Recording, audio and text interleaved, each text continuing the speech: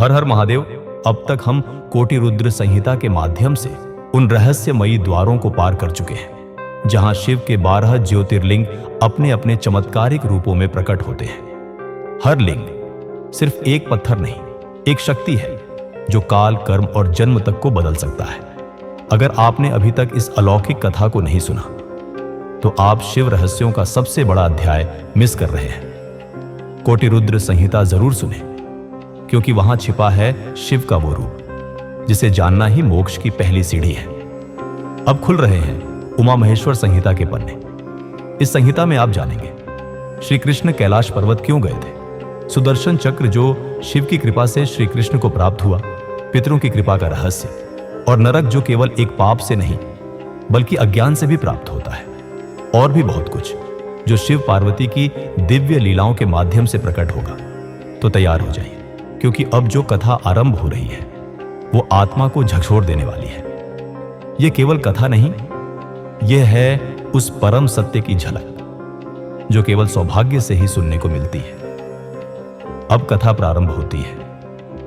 ऋषियों ने महाज्ञानी व्यास के परम शिष्य सूत जी से पूछा, हे सूत जी, आपने कोटि रुद्र संहिता के माध्यम से शिवलिंगों की दिव्य महिमा हमें बताई। अब कृपा करके उमा संहिता में वर्णित भगवान शिव और देवी पार्वती की अद्भुत लीलाओं का वर्णन कीजिए। सूत जी मुस्कुराए और बोले, हे मुनियों, यह वही मंगलमयी चरित्र है जिसे स्वयं व्यास जी ने सनत कुमार से सुना था, और आज मैं वह दिव्य गाथा आपके समक्ष प्रस्तुत कर रहा हूं। सनत कुमार बोले, एक समय की बात है, भगवान श्री कृष्ण पुत्र की प्राप्ति की इच्छा लेकर कैलाश पर्वत पर कठोर तपस्या करने पहुंचे। वहां उन्होंने देखा एक तेजस्वी तपस्वी जो गहन तप में लीन था। वह थे उपमन्यु ऋषि। श्री कृष्ण ने उन्हें प्रणाम किया और कहा, हे महात्मा, कृपया मुझे भगवान शिव की महिमा बताइए। तब उपमन्यु बोले, हे कृष्ण, एक बार जप करते हुए मुझे स्वयं भगवान शिव के दर्शन हुए, वो रूप जिसे शब्दों में बांधना असंभव है। उनके पास अविनाशी, गुह्य और अनेक दिव्य अस्त्र शस्त्र थे। शिवजी का त्रिशूल अत्यंत शक्तिशाली है जो सागर के जल को एक पल में सुखा सकता है। इसी त्रिशूल से शिवजी ने लवणासुर का वध किया था।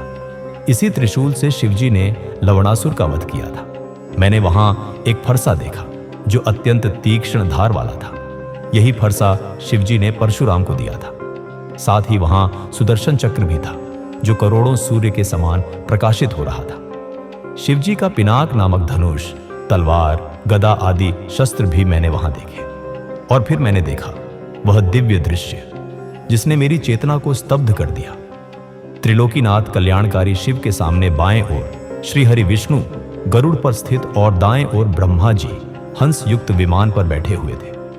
मनु, भृगु, इंद्र समस्त देवगण हाथ जोड़कर स्तुति कर रहे थे। नंदी व अन्य गण शिव के समीप विराजमान थे। उन्हें देखकर मैंने भी हाथ जोड़कर स्तुति प्रारंभ की। तभी भगवान शिव ने मुझे साक्षात दर्शन दिए और बोले, हे ब्राह्मण, मैं तुम्हारी भक्ति से प्रसन्न हूं, जो वर चाहो मांग लो। मैंने कहा, प्रभु, यदि आप मुझसे प्रसन्न हैं तो मुझे अपनी अविरल भक्ति दीजिए, और इतना सौभाग्य कि मुझे तथा मेरे कुल को हमेशा दूध भात का भोजन सहज रूप से प्राप्त होता रहे। शिवजी बोले, तथास्तु, तुम मुनियों में परम ऐश्वर्यशाली बनोगे तथा तुम्हें सदैव अमृतमय क्षीर की प्राप्ति होगी। जब भी तुम भक्ति से मेरा ध्यान करोगे मैं स्वयं तुम्हें दर्शन दूंगा। और ऐसा कहकर वे अंतर्धान हो गए। हे कृष्ण, भगवान शिव ही सब तत्वों के झाता है। वे ही परमेश्वर हैं और संसार को मोक्ष देने वाले हैं। इसीलिए यदि तुम पुत्र चाहते हो तो महादेव की आराधना करो। श्री कृष्ण जी ने उपमन्यु से पूछा, हे ब्राह्मण, भगवान शिव के पूजन से जिन शिव भक्तों पर विशेष कृपा प्राप्त हुई है उनके विषय में बताइए। उपमन्यु बोले, हे श्री कृष्ण, जिन्हें भगवान शिव की विशेष कृपा प्राप्त हुई तो सुनो। हिरण्यकशिपु, जिसने घोर तप से शिव को प्रसन्न किया, शिव ने उसे एक ऐश्वर्यशाली राज्य प्रदान किया। नंदन, हिरण्यकशिपु का पुत्र, शिव वरदान से इतना शक्तिशाली हुआ कि देवराज इंद्र को 10,000 वर्षों तक अपना दास बना लिया। इसी प्रकार सतमुख राक्षस शिव पूजन से 1000 पुत्रों का वरदान प्राप्त किया। ऋषि याज्ञवल्क्य, जिन्होंने शिव की आराधना से वेदों का महान ज्ञान पाया। व्यास मुनि, जिन्हें शिव कृपा से वेद, पुराण, इतिहास और शास्त्र का अद्भुत ज्ञान प्राप्त हुआ। एक बार की बात है, शिवजी के क्रोध से पृथ्वी का सब जल सूख गया था। तब सब देवताओं ने शिवजी की आराधना करके प्रसन्न किया। उस समय शिवजी ने अपने कपाल से जल प्रकट किया था। कई ऐसी भक्तों की गाथाएं हैं जहां शिव ने अपने भक्तों को अद्भुत वरदान दिए।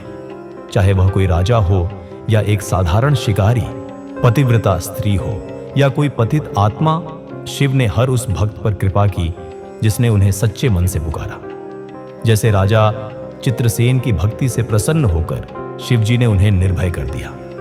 शिव भक्ति से एक साधारण से गोप श्रीकर को परम सिद्धि प्राप्त हुई। सीमंतिनी के सोमवार के व्रत के पुण्य एवं भक्ति फल से शिवजी ने उसके पति चित्रांगद की रक्षा की। चंचुला नामक व्यभिचारिणी स्त्री के गोकर्ण में कथा सुनने से भक्तवत्सल भगवान शिव ने उसके सभी पापों का नाश कर दिया और उसके पति विंदुक को भी सद्गति प्रदान की। महाकाय नामक व्याध ने शिव भक्ति से सद्गति पाई। महामुनि दुर्वासा को शिव भक्ति से मोक्ष की प्राप्ति हुई। यही नहीं, ब्रह्मा जी ने शिव आराधना द्वारा इस पूरी सृष्टि की रचना की। मार्कंडेय जी भगवान शिव की कृपा से ही दीर्घायु हुए। भगवान शिव के वर से ही शांडिल्य जगत प्रसिद्ध एवं पूजनीय हुए। इस प्रकार मैंने आपको शिवजी के अनेकों भक्तों के बारे में बताया जिन्हें शिव कृपा से रिद्धि सिद्धि की प्राप्ति हुई। श्री कृष्ण जी ने उपमन्यु से पूछा, हे महामुनि, क्या भगवान शिव मुझे भी दर्शन देंगे?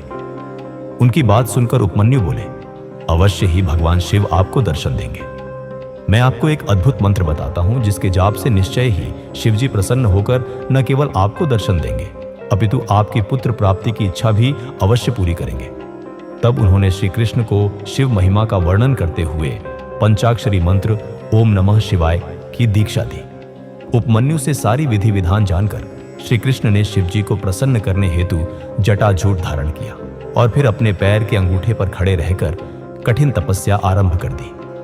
श्री कृष्ण को भक्तिपूर्वक शिव उपासना करते करते 15 माह बीत गए। 16वां महीना लगते ही सर्वेश्वर शिव ने प्रसन्न होकर श्री कृष्ण को श्री पार्वती जी सहित दर्शन दिए और बोले, हे कृष्ण, आप मेरे परम भक्त हैं। आपकी इस भक्तिपूर्ण आराधना से मैं बहुत प्रसन्न हूं। मांगो, क्या मांगना चाहते हो? शिवजी के ऐसे वचन सुनकर श्री कृष्ण बोले, हे देवाधिदेव, आपने मुझे दर्शन देकर आज मेरा जीवन सफल कर दिया। भगवान, मैं आपसे चाहता हूं कि मैं सदा धर्म के मार्ग पर चलूं और संसार में यश प्राप्त करूं। मेरा निवास आपके पास हो और आप में मेरी सदा दृढ़ भक्ति बनी रहे। मैं सदा युद्ध में विजयी रहूं। मैं शत्रुओं का नाश करूं, योगी जनों का प्यारा बनूं और मुझे 10 पराक्रमी पुत्रों की प्राप्ति हो। श्री कृष्ण के वचनों को सुनकर शिवजी ने प्रसन्नतापूर्वक उन्हें सभी वर प्रदान कर दिए। श्री पार्वती जी ने लोक कल्याण हेतु ब्राह्मणों की सेवा करने का वर प्रदान किया। तत्पश्चात शिव पार्वती अंतर्धान हो गए। तब श्री कृष्ण भी प्रसन्नतापूर्वक उपमन्यु के पास पहुंचे और उन्हें अपने वरदान के बारे में बताकर वे अपनी नगरी द्वारिका को चले गए। श्री रामचंद्र जी ने भी भगवान शिव की आराधना कर उन्हें प्रसन्न किया और उनसे दिव्य अस्त्र प्राप्त किए। शिवजी के आशीर्वाद के फलस्वरूप उन्होंने लंका के विशाल समुद्र पर पुल बनाकर लंकेश्वर रावण को मारकर अपनी पत्नी सीता को मुक्त कराया। परशुराम ने शिवजी को प्रसन्न कर शिवजी से परशु नामक फरसा प्राप्त किया और उससे ही अपने पिता ऋषि जमदग्नि का वध करने वाले सहस्रार्जुन का वध किया। चाक्षुष नामक मनुपुत्र ने शाप भोगते हुए भी दंडक वन में शिवजी की तपस्या की, जिससे प्रसन्न होकर शिवजी ने उन्हें सांसारिक बंधनों से मुक्त कर गणेश जी का गण बना दिया। गर्ग मुनि की आराधना से प्रसन्न होकर 1000 पराक्रमी पुत्रों का आशीर्वाद प्रदान किया। शिवजी की कृपा से ही गालव नामक एक निर्धन ने अपनी तपस्या से शिवजी को प्रसन्न कर अपने पिता को पुनर्जीवित कर दिया। मुनियों, इस प्रकार मैंने आपसे शिव महात्म्य का वर्णन किया। व्यास जी बोले, हे सनत कुमार जी, अब आप हमें त्रिलोकीनाथ भगवान शिव के लीलामय चरित्र के विषय में बताइए। यह सुनकर सनत कुमार जी बोले, हे व्यास जी, भगवान शिव परम ब्रह्म परमात्मा है। शिवजी से ही 8 देव योनि, एक मानव योनि एवं 5 पक्षी योनि अर्थात 14 योनियां उत्पन्न हुई हैं। ब्रह्मा, विष्णु, देवेंद्र, चंद्र, सूर्य आदि। सभी देवताओं सहित दानव, नाग, किन्नर, गंधर्व आदि सभी की उत्पत्ति शिवजी की कृपा से हुई है। इस सारे जगत में शिवजी की माया फैली है। इस संसार में घटित होने वाली हर घटना शिव माया का ही रूप है। उनकी आज्ञा के बिना इस धरती पर एक पत्ता भी नहीं हिलता है। सर्वेश्वर शिव की माया के कारण ही पूरा जगत कामदेव के अधीन हो जाता है। उनकी माया से मोहित होकर ही देवराज इंद्र महामुनि गौतम की पत्नी अहिल्या पर आसक्त हुए थे, जिसके फलस्वरूप उन्हें शाप मिला था। श्री हरि विष्णु भी शिव माया के कारण ही स्त्रियों में विहार करने लगे थे। चंद्रमा भी मोहित होकर अपने गुरुदेव की पत्नी को भगाकर ले गए थे और पाप के भागी बने थे तथा शिव भक्ति से उन्हें शाप से मुक्ति मिली थी। एक बार मित्र व वरुण देव भी शिव माया से मोहित होकर स्वर्ग की अप्सरा उर्वशी पर आसक्त हो गए थे, जिससे दोनों का शक्तिपात हो गया। मित्र ने अपनी शक्ति घड़े में डाल दी थी, जिससे मुनिवर वशिष्ठ उत्पन्न हुए, जबकि वरुण देव ने उसे जल में त्यागा, जिसके फलस्वरूप बड़वानल जैसे तपस्वी अगस्त्य पुत्र हुए। गौतम ऋषि का शार्दूती पर मोहित होने के पीछे एक महान कार्य अस्त्र शस्त्रों के महान ज्ञाता द्रोणाचार्य का जन्म था। यही नहीं, महामुनि विश्वामित्र का स्वर्ग की अप्सरा मेनका पर मोहित होना भी शिव माया का ही एक रूप था। लंकेश्वर रावण का सीता जी को उठाकर ले जाना भी रावण को श्रीराम द्वारा मारे जाने के निमित्त था।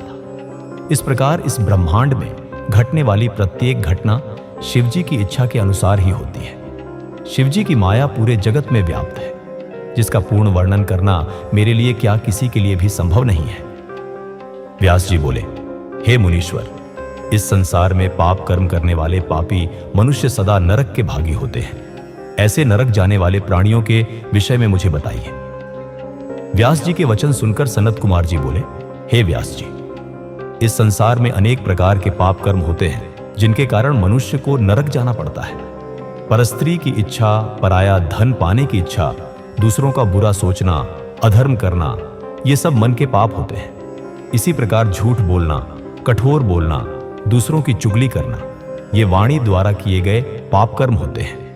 अभक्ष्य भक्षण करना, हिंसा करना, असत्य कार्य करना एवं किसी का धन वस्तु हड़प लेना, ये सभी शारीरिक पाप कहे जाते हैं और इनका फल बहुत भयानक होता है। अपने गुरु अथवा माता पिता की निंदा करने वाले महापापी नरक में जाते हैं। यही नहीं, ब्राह्मणों को कष्ट देना, शिव ग्रंथों को नष्ट करना भी महापाप माना जाता है। जो मनुष्य भगवान शिव की स्तुति एवं पूजन नहीं करते और न ही शिवलिंग को नमस्कार करते हैं, वे भी नरक के भागी होते हैं।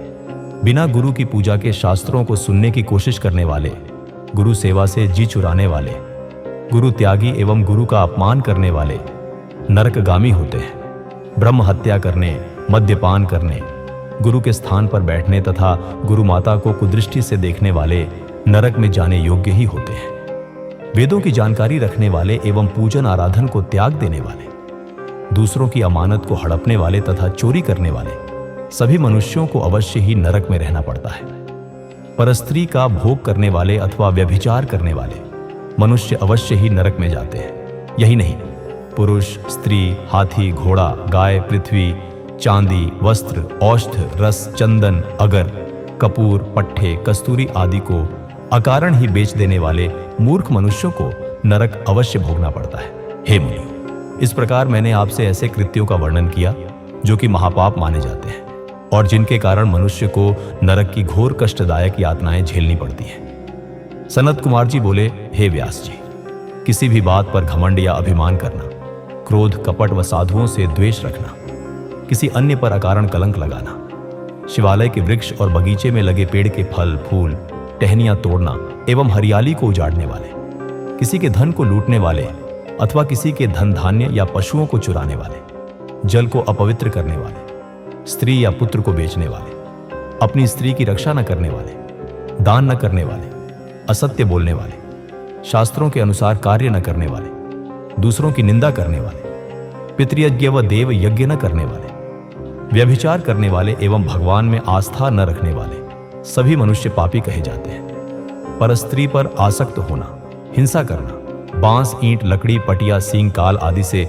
मार्ग रोककर दूसरों की सीमा हथिया लेना, पशुओं एवं नौकरों से बुरा व्यवहार करने वाले एवं उन्हें दंड देने वाले, भिखारियों को भिक्षा न देने वाले, भूखे को भोजन न देने वाले, शिव मूर्ति को खंडित करने वाले, गाय को मारने वाले, बूढ़े बैल कसाईयों को देने वाले, दीन वृद्ध दुर्बल रोगी को सताने वाले, शरणागतों पर दया न करने वाले मूर्ख मनुष्य पाप के भागी होते हैं। अन्याय करने वाले राजा, ब्राह्मणों से कर वसूलने वाले, गरीबों से छीनकर धन एकत्रित करने वाले मनुष्य नरकगामी होते हैं।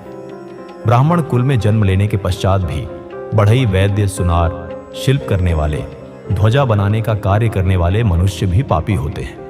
जो किसी अन्य स्त्री को चुराकर अपने घर में रखते हैं महापापी होते हैं। नीति के विपरीत व्यवहार करने वाले घृत, तेल, अन्न, पेय, शहद, मांस, मद्य, कमंडल, तांबा, सीसा, रांगा, हथियार, शंख आदि की चोरी करने वाले वैद्य, वैष्णव नरकगामी होते हैं।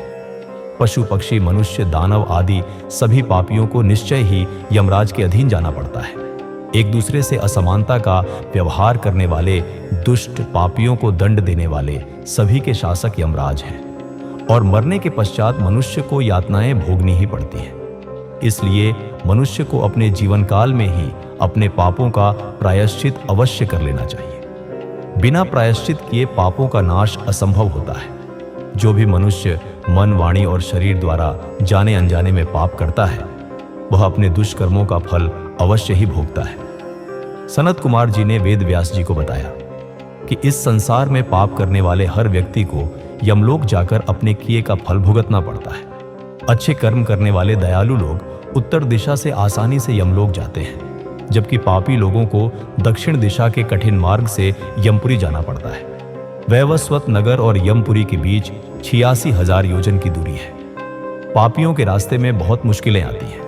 नुकीले कांटे, गर्म रेत, तेज छुरियों जैसे कंकड़, कीचड़, सुइयां, जलते अंगारे, लंबे और अंधेरे जंगल, बर्फीले रास्ते, गंदा पानी और भयानक जानवर जैसे सिंह, भेड़िए, बाघ, मच्छर, जहरीले कीड़े, सांप, सुअर और भैंसे, भूत प्रेत और डाकिनी, शाकिनी भी उन्हें रास्ते में परेशान करने के लिए खड़े रहते हैं।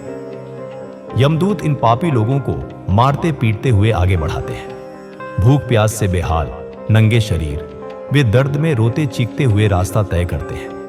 उनके शरीर से खून बहता है और कीड़े उन्हें नोचते हैं, फिर भी यमदूत उन्हें रस्सियों से बांधकर घसीटते रहते हैं। इस बेहद मुश्किल रास्ते पर चलकर वे यमलोक पहुंचते हैं, जहां यमदूत उन्हें यमराज के सामने ले जाते हैं। यमराज वहां उनके पाप और पुण्यों का हिसाब देखते हैं। जो पुण्यात्मा होते हैं यमराज उन्हें खुशी खुशी अच्छे विमान में बिठाकर स्वर्ग भेज देते हैं। लेकिन अगर उन्होंने कुछ पाप भी किए होते हैं तो उन्हें उनका दंड भुगतना पड़ता है। दंड पूरा होने के बाद यमदूत उन्हें स्वर्ग भेज देते हैं। परंतु जो लोग हमेशा पाप कर्मों में लगे रहते हैं उन्हें यमराज का भयानक रूप देखने को मिलता है। यमराज की बड़ी बड़ी दाढ़ें, भयानक भौहें होती हैं। वे अनेक खतरनाक अस्त्र शस्त्र धारण किए होते हैं। उनके 18 हाथ होते हैं। वे काले भैंसे पर बैठे होते हैं। उनकी आंखें आग जैसी लाल होती हैं और वे प्रलय काल की अग्नि के समान तेजस्वी लगते हैं। वे पापियों को बहुत कठोर दंड देते हैं। तब भगवान चित्रगुप्त उन्हें धर्म के वचन कहकर समझाते हैं। जब यमदूत पापी मनुष्यों को यमलोक ले आते हैं तो वहां चित्रगुप्त पापियों को फटकारते हुए कहते हैं, पापियों, तुमने जीवन भर पाप किए हैं, अब उनके फल भुगतने का समय आ गया है। इसी तरह वे पापी और दुष्ट राजाओं को भी डांटते हुए कहते हैं कि राज्य सुख पाकर तुम अहंकारी हो गए और अपनी प्रजा के साथ बहुत बुरा व्यवहार किया, उन्हें कई तरह के कष्ट दिए। तुम्हारे बुरे कर्मों का पाप मैल की तरह अब भी तुम्हारे शरीर से चिपका हुआ है।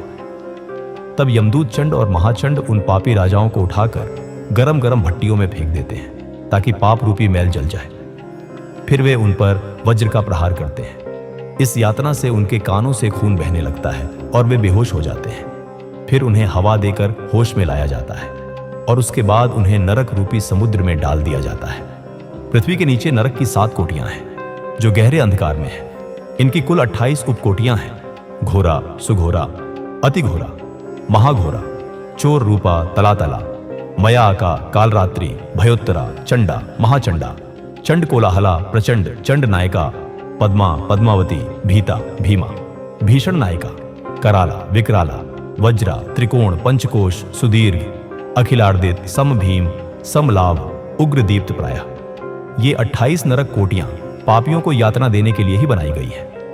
इन कोटियों के 5 नायक भी हैं। यही 100 रौरवराग और 140 महानरकों को महानरक मंडल कहा जाता है। सनत कुमार जी कहते हैं कि जैसे सोने को आग में तपाकर शुद्ध किया जाता है, वैसे ही पापियों की आत्माओं को भी शुद्ध करने के लिए नरक की आग में डाला जाता है। सबसे पहले पापियों के दोनों हाथों को रस्सियों से बांधकर उन्हें पेड़ पर उल्टा लटकाया जाता है। उनके पैरों में लोहा बांध दिया जाता है ताकि दर्द से तड़पते हुए वे अपने पाप याद करें।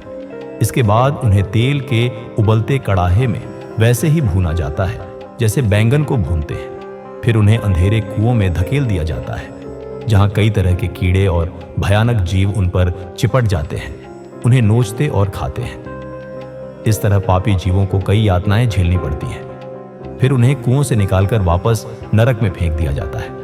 वहां उनकी पीठ पर गर्म हथौड़ों से लगातार अनगिनत प्रहार किए जाते हैं, जिससे उनकी पीठ छलनी हो जाती है। कहीं कहीं पापी आत्माओं को आरी से चीरा जाता है।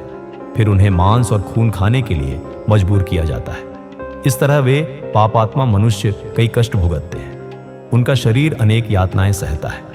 इसके बाद यमदूत पापियों को निरुद्धवास नामक नरक में डाल देते हैं। यहाँ रेत के भवन होते हैं जो भट्टी की तरह तपते हैं और उन्हें पीड़ा पहुंचाते हैं। वहीं पापी प्राणियों के हाथ, पैर, सिर, माथे, छाती और शरीर के अन्य अंगों पर आग में तपते हुए हथौड़ों से लगातार प्रहार किए जाते हैं। फिर उन्हें गर्म रेत में फेंक दिया जाता है और फिर गंदे कीचड़ में कुंभी पाक नामक नरक में पाप आत्माओं को तेल के जलते कड़ाहों में पकाया जाता है। फिर उन्हें लाजाभक्ष सूची पत्र में डाल दिया जाता है, जहां उन्हें धधकती आग में फेंक दिया जाता है। इसके बाद यमदूत अपने वज्र जैसे कठोर प्रहारों से इन पापियों को छलनी करते हैं और उनके घावों पर नमक भर देते हैं। उनके मुंह में लोहे की कीलें डाल दी जाती हैं। सनत कुमार जी ने कहा, हे महामुनि, जो पाखंड करते हैं, झूठ बोलते हैं या किसी भी तरह से दूसरों का बुरा करते हैं, ऐसे नास्तिक लोग द्विजहाख्य नरक में जाते हैं। इस नरक में उन पर आधे कोस लंबे पैने हल चलाए जाते हैं। ऐसे दुष्ट लोग जो अपने माता पिता या गुरुओं की आज्ञा नहीं मानते, उनके मुंह में कीड़ों से भरी विष्ठा भर दी जाती है। जो पापी शिवालय, बगीचे, बावड़ी, तालाब, कुएं या ब्राह्मणों के रहने की जगह को नष्ट करते हैं, उन्हें कोल्हू में पेला जाता है और फिर नरक की आग में पकाया जाता है। विलासी प्रवृत्ति के दुष्ट लोगों को यमदूत लोहे की गर्म स्त्री मूर्ति से चिपका देते हैं। महात्माओं की निंदा करने वाले पापियों के कानों में पिघला हुआ लोहा, तांबा, सीसा और पीतल भर दिया जाता है। जो कामी पुरुष बुरी नजर से स्त्री को देखते हैं, उनकी आंखों में सुई और गर्म राख भर दी जाती है। जो पापी महात्माओं के धर्म उपदेशों का अनादर करते हैं और धर्म ग्रंथों की निंदा करते हैं, उनकी छाती, गले, जीभ, होंठ, नाक और सिर में 3 नोक वाली कीलें ठोकी जाती हैं और उन पर मुद्गरों से चोट की जाती है।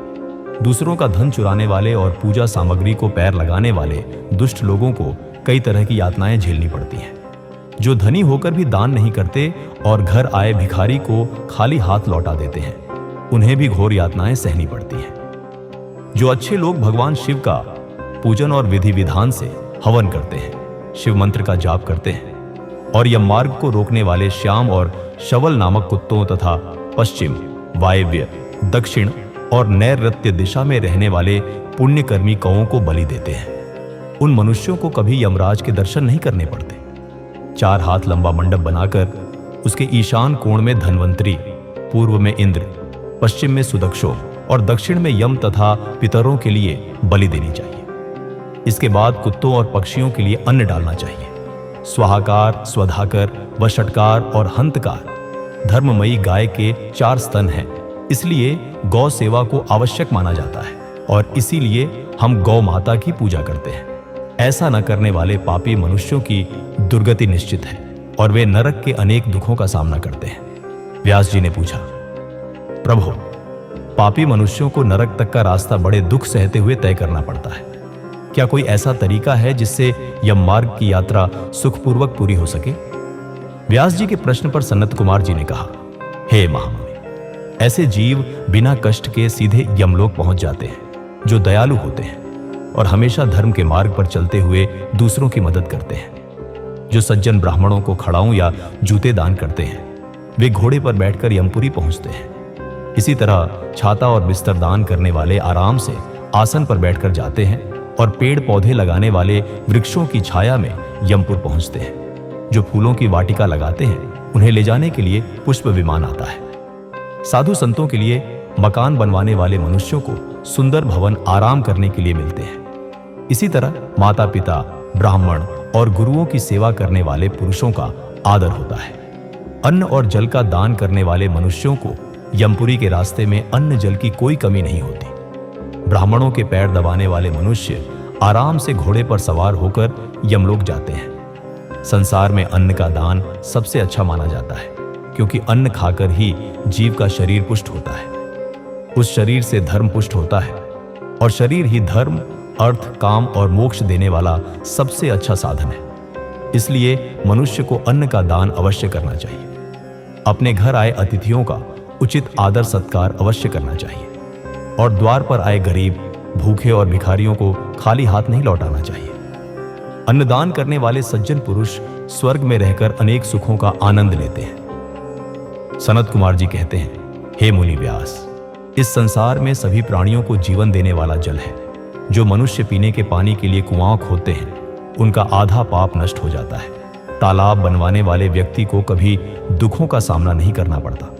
देवता, दानव, गंधर्व, नाग और सभी चर अचर जीव जल पर ही निर्भर करते हैं। जिस तालाब में बरसात का पानी भर जाता है उसे बनाने वाले को अग्निहोत्र का फल मिलता है। सर्दियों में जो तालाब जल से भरा रहता है उसे बनाने वाले को 1000 गौदान का पुण्य मिलता है। इसी तरह हेमंत और शिशिर ऋतु में भरे तालाब का निर्माण करने वाले को अश्वमेध यज्ञ का फल मिलता है। इसलिए तालाब खुदवाना पुण्यदायक और कल्याणकारी माना जाता है। इसी प्रकार मार्ग में वृक्ष और बगीचे लगवाने वाले प्राणियों के पूरे वंश का उद्धार हो जाता है। फल फूल वाले वृक्ष बहुत अच्छे होते हैं। फूलों से देवता, फलों से पितृगण और उनकी छाया से आने जाने वाले राहगीरों को राहत मिलती है। ये वृक्ष सांप, किन्नर, राक्षस, देवता और मनुष्यों को सुख देते हैं। इस संसार में सत्य को सबसे उत्तम कहा गया है। यही सत्य ब्रह्म, तप, यज्ञ, शास्त्र, चेतन, धैर्य, देवता, ऋषि, पितरों का पूजन, जल, विद्यादान, ब्रह्मचर्य और परम पद का रूप है। सत्य बोलने वाला मनुष्य तपस्वी और सत्य धर्म का पालन करने वाला सिद्ध पुरुष होता है। वह विमान में बैठकर स्वर्ग जाता है। हमेशा सत्य बोलना ही फल देने वाला है। तपस्या से स्वर्ग, यश, मुक्ति, कामना, ज्ञान, विज्ञान, संपत्ति, सौभाग्य, रूप और इनसे भी बढ़कर पदार्थ मिलते हैं। साथ ही मन की सभी इच्छाएं अवश्य पूरी होती हैं। तपस्या के बिना किसी भी मनुष्य या जीव को भगवान शिव के परम धाम की प्राप्ति नहीं हो सकती। शुद्ध हृदय से त्रिलोकीनाथ, भक्तवत्सल, देवाधिदेव महादेव की तपस्या करने से ब्रह्महत्या जैसे महापाप से भी मुक्ति मिल सकती है। तपस्या ही सारे संसार को सुख और शांति देने वाली है। इसलिए सुखों और भोग मोक्ष की इच्छा रखने वाले मनुष्यों को तप अवश्य करना चाहिए। सनत कुमार जी ने कहा, हे महामुनि, जो ब्राह्मण वेदों और शास्त्रों को पढ़कर दूसरों को सुनाते हैं उन्हें इस पुण्य का फल अवश्य मिलता है। नरक की यातनाओं के बारे में बताकर जीवों को सचेत करने वाले पुराण के झाता और धर्मोपदेशकों को श्रेष्ठ गुरु माना जाता है। वे अपने असीम ज्ञान से जगत का कल्याण करते हैं। अपना परलोक सुधारने के लिए मनुष्यों को धन, अन्न, भूमि, स्वर्ण, गाय, रथ, वस्त्र और आभूषण जैसी चीजों का दान करना चाहिए। जुते हुए खेत, लहलहाती फसल वाले खेत का दान करने से मनुष्य की 10 पीढ़ियां सुधर जाती हैं। वह मनुष्य सभी सुखों को भोगकर अंत में विमान पर सवार होकर सीधे स्वर्गलोक जाता है। अपने घर में या शिवालयों या मंदिरों में भगवान शिव, विष्णु और सूर्य पुराण का पाठ करवाने वाले उत्तम पुरुष को राजसूय यज्ञ और अश्वमेध यज्ञ का फल मिलता है। वे सूर्य लोक होते हुए ब्रह्मलोक में जाते हैं। देवताओं के मंदिरों में पुराणों की अमृतमय कथा कराने वाले सज्जन पुरुषों को अश्वमेध यज्ञ का फल मिलता है। इस संसार में मुक्ति प्राप्त करने की इच्छा रखने वाले मनुष्यों को श्रद्धा पूर्वक भक्ति भावना से शिव पुराण की परम पवित्र कथा अवश्य पढ़नी या सुननी चाहिए। प्रतिदिन कुछ समय के लिए शिव पुराण की कथा अवश्य सुननी या पढ़नी चाहिए। इस संसार में अपने कर्मों के बंधनों से मुक्त होने के लिए शिव पुराण का ज्ञान अवश्य प्राप्त करना चाहिए। निरंतर योग शास्त्रों का अध्ययन करने या पुराणों को सुनने से सभी पापों का नाश होता है और धर्म की वृद्धि होती है। सनत कुमार जी ने व्यास जी से कहा, मनुष्य यदि दान के लिए सही पात्रों को ही चुने तभी उसका परम कल्याण होता है। गाय, पृथ्वी, विद्या और तुला तौलकर दान का दान सबसे अच्छा माना जाता है। अपने घर के द्वार पर आए मांगने वाले याचकों को दूध देने वाली गाय, वस्त्र, जूते, अन्न, छाता या भक्तिभाव से श्रद्धा पूर्वक जो भी संभव हो दान दिया जाए वह बहुत कल्याणकारी होता है। इसके अलावा स्वर्ण, तिल, हाथी, कन्यादासी, घर, रथ, मणि, गाय, कपिला गाय और अन्न, इन 10 दानों को महादान माना जाता है। जो भी मनुष्य भक्ति भावना से ये 10 महादान करता है वह इस भवसागर से अवश्य पार हो जाता है। वह सज्जन पुरुष जीवन और मरण के बंधनों से हमेशा के लिए मुक्त हो जाता है। त्रिलोकीनाथ देवाधिदेव महादेव की परम कृपा पाकर उसे भोग और मोक्ष की प्राप्ति होती है। सोने में सींग और खुर मढ़ाकर वस्त्र, आभूषण और अन्य वस्तुओं सहित गाय और बछड़े का दान जो मनुष्य किसी सुपात्र विद्वान ब्राह्मण को करता है उसके सभी मनोरथ पूरे हो जाते हैं। वह जीव इस लोक में सभी सुख भोग कर शिवलोक को जाता है। उसे लोक परलोक में सभी इच्छित वस्तुएं मिलती हैं। मन में मुक्ति की इच्छा लेकर किया गया दान अवश्य ही हितकारी होता है। इस जगत में तुला के दान को भी उत्तम माना जाता है। तुला दान करने वाले मनुष्य को मन ही मन शिवजी का स्मरण करके उनसे प्रार्थना करनी चाहिए कि वे उसका कल्याण करें। तराजू के एक पलड़े में बैठकर दूसरे पलड़े में अपनी शक्ति के अनुसार द्रव्य भरें और जब दोनों तरफ वजन बराबर हो जाए तो उस द्रव्य को किसी सुपात्र ब्राह्मण को दान करें। ऐसा दान करते समय शुद्ध हृदय से कल्याणकारी भगवान शिव से प्रार्थना करें, हे प्रभु, मैंने बचपन से लेकर अब तक अपने जीवन में जाने अनजाने जो भी पाप किए हों उन्हें आप अपनी कृपा दृष्टि से भस्म कर दें। हे ऋषिगणों, इस प्रकार तुला दान से जीव सभी पापों से मुक्त हो जाता है और सीधे स्वर्गलोक को जाता है और वहीं निवास करते हुए सभी उत्तम भोगों का आनंद लेता है। पाताल लोक का वर्णन। सनत कुमार जी ने व्यास जी से कहा, अब मैं आपको ब्रह्मांड के बारे में बताता हूं। यह ब्रह्मांड जल के बीच में स्थित है और त्रिलोकीनाथ भगवान शिव के अंश शेषनाग ने इसे अपने फन पर धारण कर रखा है और श्री हरि विष्णु इसका पालन करते हैं। सभी देवता और ऋषि मुनि साधु संत सृष्टि के कल्याण के लिए शेषनाग का प्रतिदिन पूजन करते हैं। इन्हीं शेषनाग को अनंत नाम से भी जाना जाता है। आप अनेक गुणों से संपन्न हैं और आपकी कीर्ति का गुणगान सभी देवताओं सहित सारे ग्रह और नक्षत्र भी लगातार करते हैं। नाग कन्याएं हमेशा आपकी पूजा और आराधना करती रहती हैं। इन्हीं के संकर्षण रूप रुद्रदेव हैं। शेषनाग के बल और स्वरूप को स्वयं देवता भी अच्छे से नहीं जानते, तो फिर साधारण मनुष्य कैसे जान सकते हैं?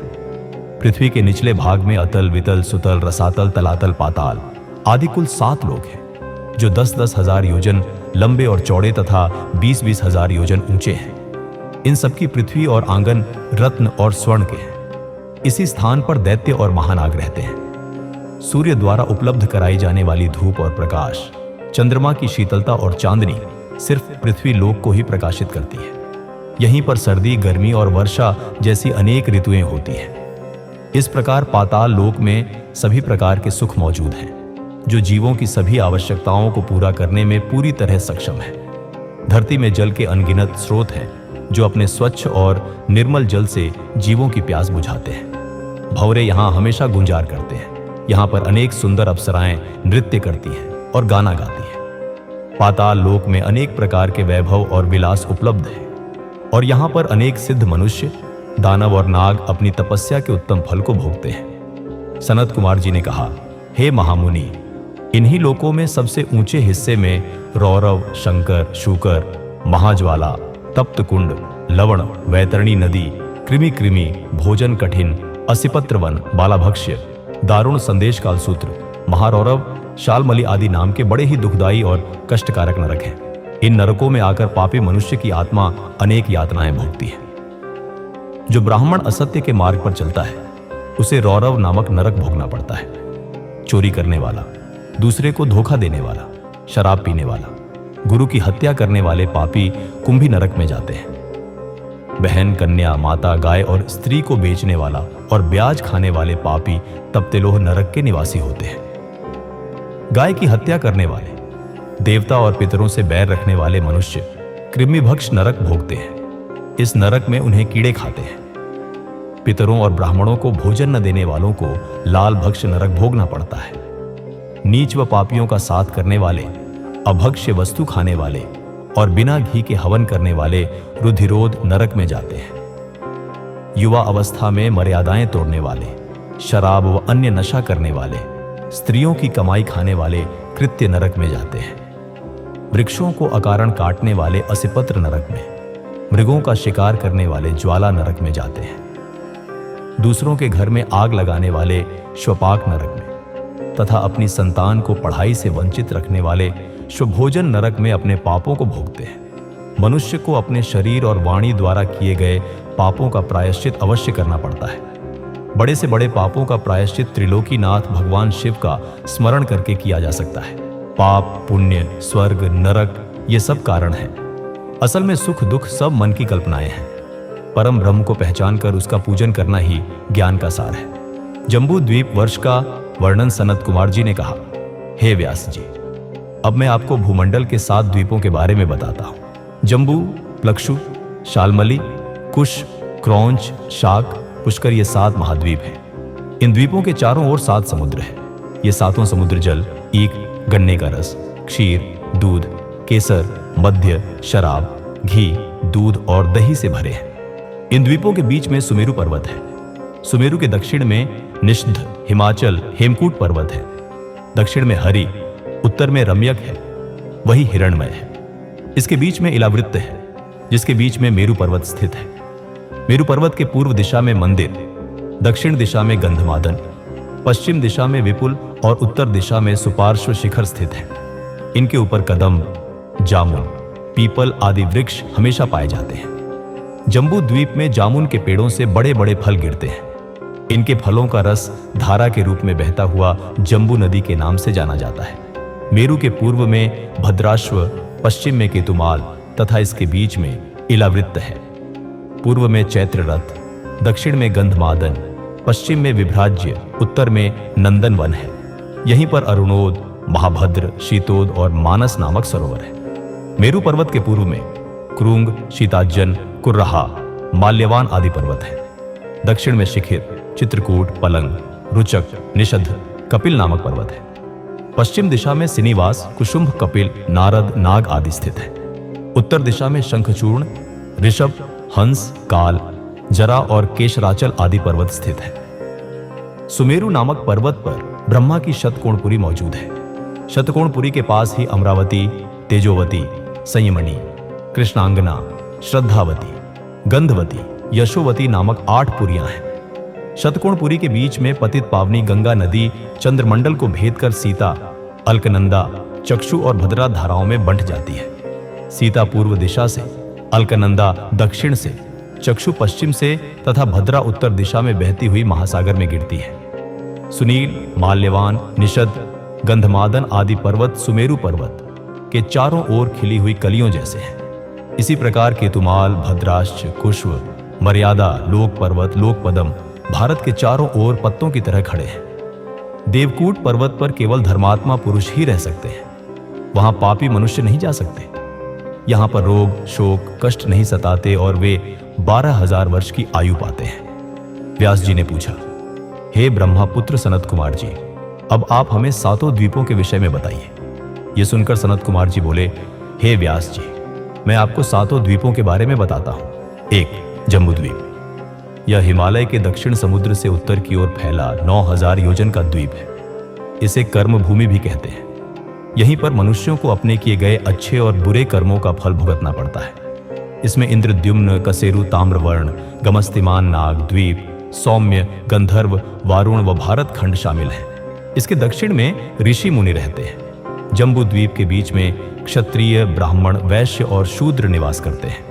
यहीं पर मलय, महेंद्र, सह्य, सुदामा, आरिक्ष, विंध्याचल और पारयात्र नामक 7 विशाल पर्वत हैं। पारयात्र पर्वत पर वेद, स्मृति और पुराण प्रकट हुए, जो सभी पापों का नाश करने वाले सद्ग्रंथ हैं। 2. आरिक्ष द्वीप। आरिक्ष पर्वत का विशाल क्षेत्र आरिक्ष द्वीप कहलाता है। इसी स्थान से सभी पापों का नाश करने वाली गोदावरी, भीमरथी, ताप्ती व अन्य नदियां बहती हैं। कृष्णा, वेणी नदियां सह्य पर्वत से कृतमाला और ताम्रवर्णी मलयाचल पर्वत से बहती है।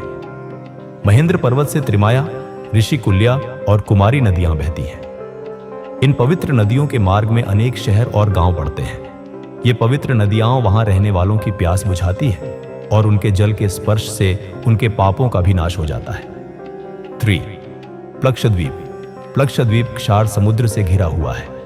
इसी द्वीप पर गोमंत, चंद्र, नारद, दर्दुर, सोनक, सुमन, बैभ्राज्र नामक पर्वत हैं। अनुतप्त, शिखी, पापहनी, त्रिदिवा, कृपा, अमृता, सुकृभा नामक 7 नदियां प्लक्षद्वीप की शोभा बढ़ाती हैं। यहाँ के सुंदर वातावरण में देवता और गंधर्वों सहित अनेक जातियां रहती हैं। इस द्वीप में रहने वाले प्राणियों की रक्षा के लिए देवाधिदेव महादेव का ब्रह्मा और विष्णु भी पूजन करते हैं।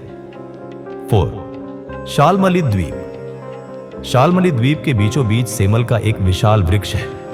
यहाँ पर श्वेत, हरित, जिमूत, रोहित, बैकल, मानस, सुप्रभु नामक वृक्ष है। इसी द्वीप पर शुक्ला, रक्ता, हिरण्या, चंद्रा, शुभ्रा, विमोचना, निवृत्ता नाम की सुंदर नदियां बहती हैं। ये पवित्र और निर्मल नदियां भक्तों की प्यास बुझाती हैं। अपना कार्य पूरा करते हुए यहाँ के निवासी ब्रह्मा, विष्णु व शिवजी का पूजन करते हैं। 5. क्रौंच द्वीप। क्रौंच द्वीप घी के समुद्र से बाहर दही से घिरा एक विशाल क्षेत्र में फैला द्वीप है। यहाँ पर क्रौंच, वामन, अंशकारक, देवावृत्ति, मन पुंडरीक, दुंदुभि आदि पर्वत और गौरी, कुमुद्दती, संध्या, मनोजवा, शांति पुंडरीक नामक अनेक बड़ी नदियां स्थित हैं। 6. शाकद्वीप। शाकद्वीप दही समुद्र के बाहर दूध के सागर से घिरा है। यहाँ पर शाक का बहुत बड़ा वृक्ष है।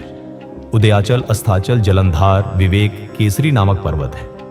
सुकुमारी, नलिनी, कुमारी, वेणुका, इक्षु, रेणुका और गर्भास्थ नामक नदियां स्थित हैं। यहाँ के सुंदर मनोरम स्थानों पर सभी जाति के लोग रहते हैं। 7. पुष्पकर द्वीप। क्षीर समुद्र से बाहर का जो क्षेत्र मीठे जल से घिरा है वह पुष्पकर द्वीप कहलाता है। यहीं पर मानस पर्वत स्थित है। यहाँ रहने वाले मनुष्य सभी प्रकार के रोगों से दूर रहते हैं। वे लंबी आयु वाले होते हैं और आनंद पूर्वक रहते हैं। पुष्पकर द्वीप के महावीत खंड में ब्रह्मा जी का निवास माना जाता है और यहाँ रहने वाले देवता और दानव उनकी पूजा करते हैं। इस प्रकार मनुष्यों के रहने के लिए पृथ्वी पर 7 लोक स्थित हैं, जिन्हें 7 द्वीपों के नाम से जाना जाता है। सनत कुमार जी कहते हैं, हे महामुनि व्यास जी, पृथ्वी लोक का वह हिस्सा जहां सूर्य और चंद्रमा का प्रकाश पड़ता है वह भूलोक कहलाता है। पृथ्वी लोक से हजारों योजन ऊपर सूर्यमंडल है और उससे ऊपर चंद्रमंडल है। चंद्रमंडल से 10,000 योजन ऊपर ग्रहों और नक्षत्रों का साम्राज्य है। इससे ऊपर सप्त ऋषि मंडल है और उसके ऊपर ध्रुव मंडल स्थित है। ध्रुव मंडल जो पृथ्वी का सबसे ऊंचा मंडल है से 1 करोड़ योजन नीचे भू, भुव, स्वह नामक 3 लोक स्थित हैं। इनके बीच में कल्प निवासी ऋषि रहते हैं। ध्रुव मंडल से ऊपर महलोक स्थित है। महलोक में सनक, सनंदन, सनातन, कपिल, आसुरी, बोड़, पच्चशिख नामक ब्रह्मा जी के 7 पुत्र निवास करते हैं। इसी महलोक से 2 लाख योजन ऊपर शुक्र ग्रह स्थित है। शुक्र ग्रह से 2 लाख योजन दूर बुध है। बुध से 10 लाख योजन की दूरी पर मंगल ग्रह स्थित है। मंगल से 2 लाख योजन की दूरी पर बृहस्पति स्थित है। बृहस्पति से 2 लाख योजन की ही दूरी पर शनिश्चर मंडल स्थित है। ये सभी ग्रह अपनी राशियों पर स्थित रहते हैं। जनलोक से 26 लाख योजन की दूरी पर तपलोक स्थित है। तपलोक से 6 गुनी दूरी पर सत्यलोक स्थित है। भूलोक पर ज्ञानी, महात्मा, सत्य पथ का पालन करने वाले ब्रह्मचारी निवास करते हैं। भुवलोक में मुनि, देवता, सिद्धि आदि निवास करते हैं। स्वर्गलोक में आदित्य, पवन, वसु, अश्वनी कुमार एवं विश्वदेव, रुद्र, नागपक्षी आदि रहते हैं। ब्रह्मांड जल, अग्नि, पवन, आकाश और अंधकार से घिरा हुआ है। इसी के ऊपर महाभूत स्थित है। परम ब्रह्म परमात्मा गुण, संख्या, नाम और परिमाण से अलग है। भगवान शिव और प्रकृति देवी शक्ति के मिलन से ही देवताओं का प्रकट होना हुआ है। इसी से सृष्टि का निर्माण हुआ है। प्रलय काल आने पर यह पूरी सृष्टि शिव भक्ति में मिलकर समाप्त हो जाएगी। ब्रह्मलोक के ऊपर वैकुंठ लोक स्थित है। इसके बाद कौमार लोक है जिसमें स्कंद निवास करते हैं। तत्पश्चात उमालोक स्थित है। उमालोक में देवी जगदम्बा का निवास है। आदिशक्ति जगदम्बा से ही ब्रह्मा और विष्णु का प्रकट होना हुआ है। उमालोक के आगे इस जगत के पिता परम ब्रह्म परमेश्वर भगवान शिव का निवास स्थित है। भगवान शिव ही निर्गुण, निराकार, सर्वेश्वर हैं और सबका कल्याण करने वाले हैं। व्यास जी ने सनत कुमार जी से पूछा, हे सनत कुमार जी, अब आप मुझे बताइए कि कल्याणकारी देवाधिदेव महादेव जी के परम भक्त किस लोक में जाते हैं, जहां जाकर भक्तों को इस लोक में वापस नहीं आना पड़ता। यह सुनकर सनत कुमार जी बोले, हे व्यास जी, भगवान शिव की परम कृपा पाने का सिर्फ एक ही रास्ता है, वह है तपस्या। तपस्या के बिना शिवलोक की प्राप्ति संभव नहीं है। इस संसार में सभी मनुष्यों, स्वर्ग के देवताओं, ऋषि मुनियों और साधु संतों ने तपस्या के द्वारा ही महत्वपूर्ण सिद्धियां प्राप्त की हैं। तपस्या 3 प्रकार की होती है। 1. सात्विक तपस्या, जो तपस्या बिना किसी फल की इच्छा के की जाती है। 2. राजस तपस्या, किसी खास इच्छा को पूरा करने के लिए की गई तपस्या। 3. तामस तपस्या, उसी इच्छा की सिद्धि के लिए अपने शरीर को कष्ट देकर की गई तपस्या। मन और विचारों से पवित्र होकर पूजन, जप, हवन, उपवास, अच्छे आचार विचार, मौन और इंद्रियों को वश में करके किया गया तप सात्विक तप है। बावड़ी, तालाब, कुआं, मकान, धर्मशालाएं और विद्यालय बनवाने से भी शिवलोक पाने का रास्ता खुलता है। धन, वैभव और घमंड में डूबा मनुष्य सांसारिक बंधनों में फंसा रहता है। 84,000 योनियों को भोगने के बाद मनुष्य योनि मिलती है। यदि इस योनि में भी उद्धार का कोई उपाय नहीं किया जाता तो सिर्फ पश्चाताप ही बचता है। यह धरती ही कर्म भूमि और फल भूमि दोनों है। धरती पर किए गए अच्छे कर्मों का फल स्वर्गलोक में मिलता है। इसीलिए हमेशा सत्य के मार्ग पर चलें और दान पुण्य करें। जिन लोगों ने अपने जीवन काल में कुछ समय के लिए त्रिलोकीनाथ भगवान शिव के नाम का स्मरण किया है, उन्हें भयानक नरक नहीं भोगना पड़ता। हर तरह के दुख, दर्द और पापों से मुक्ति दिलाने वाली शिव भक्ति ही है, जिसके द्वारा मनुष्य जीवन के बंधनों से मुक्त होकर शिव पद को प्राप्त करता है। व्यास जी ने पूछा, हे सनत कुमार जी, यह माना जाता है कि ब्राह्मण कुल में जन्म मिलना कठिन है। मैंने यह भी सुना है कि सर्वेश्वर शिव के सिर से ब्राह्मण, भुजाओं से क्षत्रिय, जंघा से वैश्य और चरणों से शूद्र उत्पन्न हुए हैं। हे महर्षि, कृपा करके बताइए कि नीच मनुष्यों की क्या स्थिति होती है। व्यास जी के वचन सुनकर सनत कुमार जी बोले, हे महामुनि व्यास जी, मनुष्य अपने किए गए पापों के कारण अपने स्थान से गिर जाता है। मनुष्य द्वारा किए गए शुभ और अच्छे कर्म मनुष्य के स्थान की रक्षा करते हैं। क्षत्रिय जाति में जन्म पाने वाले मनुष्यों को पूर्व जन्म में किए गए बुरे कर्मों के कारण ही क्षत्रिय वर्ण में जन्म मिला होता है। इसलिए मनुष्य को चाहिए कि वह विपत्ति और कठिनाइयों के समय भी दृढ़ता से अपने कर्तव्य का पालन करे। उसे बुरे कार्यों में नहीं लगना चाहिए। इसी प्रकार मनुष्य अपने स्थान की रक्षा कर सकते हैं। शूद्र वर्ण में जन्म लेने वाले मनुष्य यदि अपने से ऊंचे तीनों वर्णों की सेवा मन लगाकर और उचित तरीके से धर्म के अनुसार जीवन भर करते हैं तो उन्हें अगले जन्म में वैश्य वर्ण में जन्म मिलता है। इसी प्रकार जो वैश्य विधि विधान के अनुसार पूजा अर्चना करता है, हवन आदि करता है और हमेशा धर्म और सत्य के मार्ग पर चलता है तो उसे अपने दूसरे जन्म में क्षत्रिय होने का गौरव मिलता है। जो क्षत्रिय विधि पूर्वक यज्ञ और अनुष्ठान श्रेष्ठ ऋषि गणों की उपस्थिति में पूरे करता है और अपने क्षत्रिय धर्म का सही से पालन करता है, उसे ब्राह्मण कुल में दूसरा जन्म मिलता है। इसी प्रकार ब्राह्मण कुल का जो ब्राह्मण अपने धर्म का दृढ़ता और स्थिरता से पालन करता है, वह देवताओं को प्रसन्न करता है और उसे स्वर्ग की प्राप्ति होती है।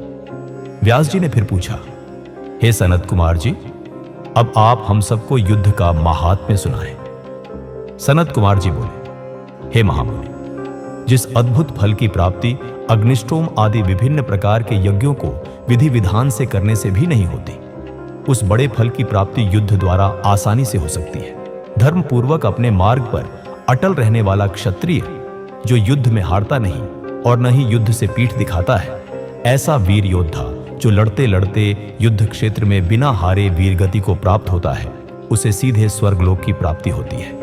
वह जीवन मृत्यु के बंधनों से मुक्त हो जाता है।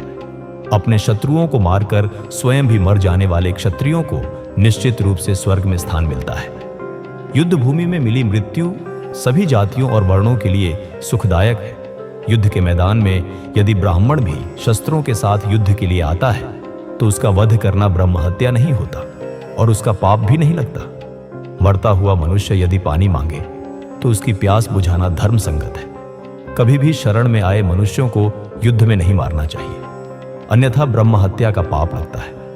व्यास जी ने पूछा, हे महर्षि, आपने हमारी कई जिज्ञासाओं को शांत किया है। अब आप हमें जीव का जन्म, उसकी गर्भ में स्थिति और जीव के वैराग्य के बारे में बताइए। महामुनि व्यास के प्रश्न सुनकर सनत कुमार जी बोले, हे मुनि, हमारे शरीर की पुष्टि रस और मैल से हुई है। मैल 12 रूपों में शरीर से बाहर होता है। कान, आंख, नाक, जीभ, दांत, लिंग, गुदा, मलाशय, पसीना, कफ, विष्ठा, मल, मूत्र आदि ये सभी मल के स्थान हैं। हमारा हृदय सभी नाड़ियों से जुड़ा हुआ है। इसी के द्वारा शरीर में रस पहुंचता है। यही रस आत्मा से परिपक्व होता है। जब यह रस पकता है तो सबसे पहले त्वचा का निर्माण होता है और त्वचा शरीर से लिपट जाती है, फिर खून बनता है। इसके बाद रोम, बाल, स्नायु, अस्थि, मज्जा पैदा होते हैं। आर्य ऋतुकाल में स्त्रियों के शरीर में प्रवेश किया हुआ वीर्य शरीर का निर्माण करता है। एक दिन में यह कलिल, बहुत सूक्ष्म रूप, 5 दिन में बबूला, बुदबुदा, 7 रात्रि में मांसपिंड बन जाता है। धीरे धीरे समय के साथ जीव के अंग बनते जाते हैं। इस प्रकार जीव अपनी माता के गर्भ में बढ़ता है और उसका विकास होता है। अपनी माता द्वारा खाए गए भोजन के रस से ही उसे भी भोजन मिलता है। इस प्रकार अपनी माता के गर्भ में पलते हुए जीव अपने बारे में विचार करता है। उसे सुख दुख अपने पूर्व जन्म के कर्मों के अनुसार मिलते हैं। उसे गर्भ में यह ज्ञान होता है कि मैं इसी तरह बार बार जन्म मरण पाता रहता हूं और हर योनि में अनेक दुख भोगता हूं। इसलिए मुझे अपनी आत्मा के उद्धार के लिए अवश्य कुछ करना चाहिए। गर्भ में जीव अनेक कष्टों को भोगता है, क्योंकि गर्भ भी एक प्रकार की कैद ही है। जीवात्मा गर्भ में ऐसे पड़ी रहती है जैसे उस पर कोई पहाड़ रखा हो। इस प्रकार गर्भ में वह अनेक कष्टों को भोगता है। गर्भ में अनेक दुख और यातनाएं झेलनी पड़ती हैं। तभी तो धर्मात्मा 7वें महीने में ही जन्म ले लेते हैं और पापी 9 महीने तक गर्भ की परेशानियों और कष्टों को झेलते हैं। सनत कुमार जी बोले, हे महामुनि, हमारा शरीर रज, मासिक धर्म और वीर्य के मिलने से बनता है। यह विष्ठा मल के गड्ढे में स्थित गर्भ में बनता है। इसी कारण इसे अपवित्र माना जाता है। इस अपवित्र देह को पंचगव्य किंवा कुशाजल आदि किसी भी वस्तु से पवित्र नहीं किया जा सकता। शरीर को मिट्टी से मांजकर गंगा जल से धोने से भी कुछ नहीं होता। उसकी शुद्धि किसी भी प्रकार से नहीं होती। जिस प्रकार मलिन आत्मा अनेक वर्षों तक भटकती रहती है, उसे किसी भी प्रकार से मुक्ति नहीं मिलती। दूषित पुरुष अग्नि की परिक्रमा और हवन यज्ञ आदि से भी पवित्र नहीं होते। मंदिरों और अन्य तीर्थ स्थानों पर रहने वाले जीव भी अपने कर्मों का फल भोगते रहते हैं। उन्हें वहां भी पवित्रता और शुद्धि नहीं मिलती। शुद्ध भावना से ईश्वर की स्तुति में लीन रहकर जीवन बिताने से ज्ञान की प्राप्ति होती है। ज्ञान से हमारा हृदय शुद्ध हो जाता है। ज्ञान रूपी जल और वैराग्य रूपी मिट्टी से उसे शुद्धि मिल जाती है। हमारा शरीर तो अपवित्र है। यह जानकर और समझकर मनुष्य यदि शांति से विचार करे तो उसे ज्ञान मिल जाता है। इस प्रकार वह जीवन से मुक्त हो जाता है। सच्चाई यह है कि सभी दुखों की जड़ यह मोह ममता है। यदि हम इसका त्याग कर दें तो फिर हमें सुख प्राप्त करने से कोई नहीं रोक सकता। वह जन्म मरण के बंधनों से मुक्त हो जाता है। परंतु ऐसा होता नहीं, क्योंकि जब गर्भ में ज्ञान प्राप्त करके जीव संसार में पैदा होता है तो फिर सब कुछ भूल जाता है। वह ईश्वर को पहचान नहीं पाता। आंखें होते हुए भी वह अंधा, कान होते हुए भी बहरा हो जाता है। उसकी बुद्धि नष्ट हो जाती है और संसार में फंसकर वह दुख प्राप्त करता है। बालकपन और किशोरावस्था में जीव अनेक दुखों को भोगता है। वह अपने कल्याण का रास्ता नहीं ढूंढ पाता। जवानी में उसमें काम, क्रोध आदि की भावनाएं प्रबल हो जाती है। वह स्त्रियों का साथ पाना चाहता है। इस प्रकार के क्षणिक सुख को ही वह महासुख समझ लेता है और ईश्वर की ओर ध्यान नहीं देता। वह सांसारिक बंधनों में बंधकर अनेक दुखों को भोगता रहता है। व्यास जी ने पूछा, हे मुनिराज, अब आप हमें पंचचूड़ा अप्सरा द्वारा वर्णित स्त्रियों के कुत्सित, निंदनीय स्वभाव के बारे में बताइए।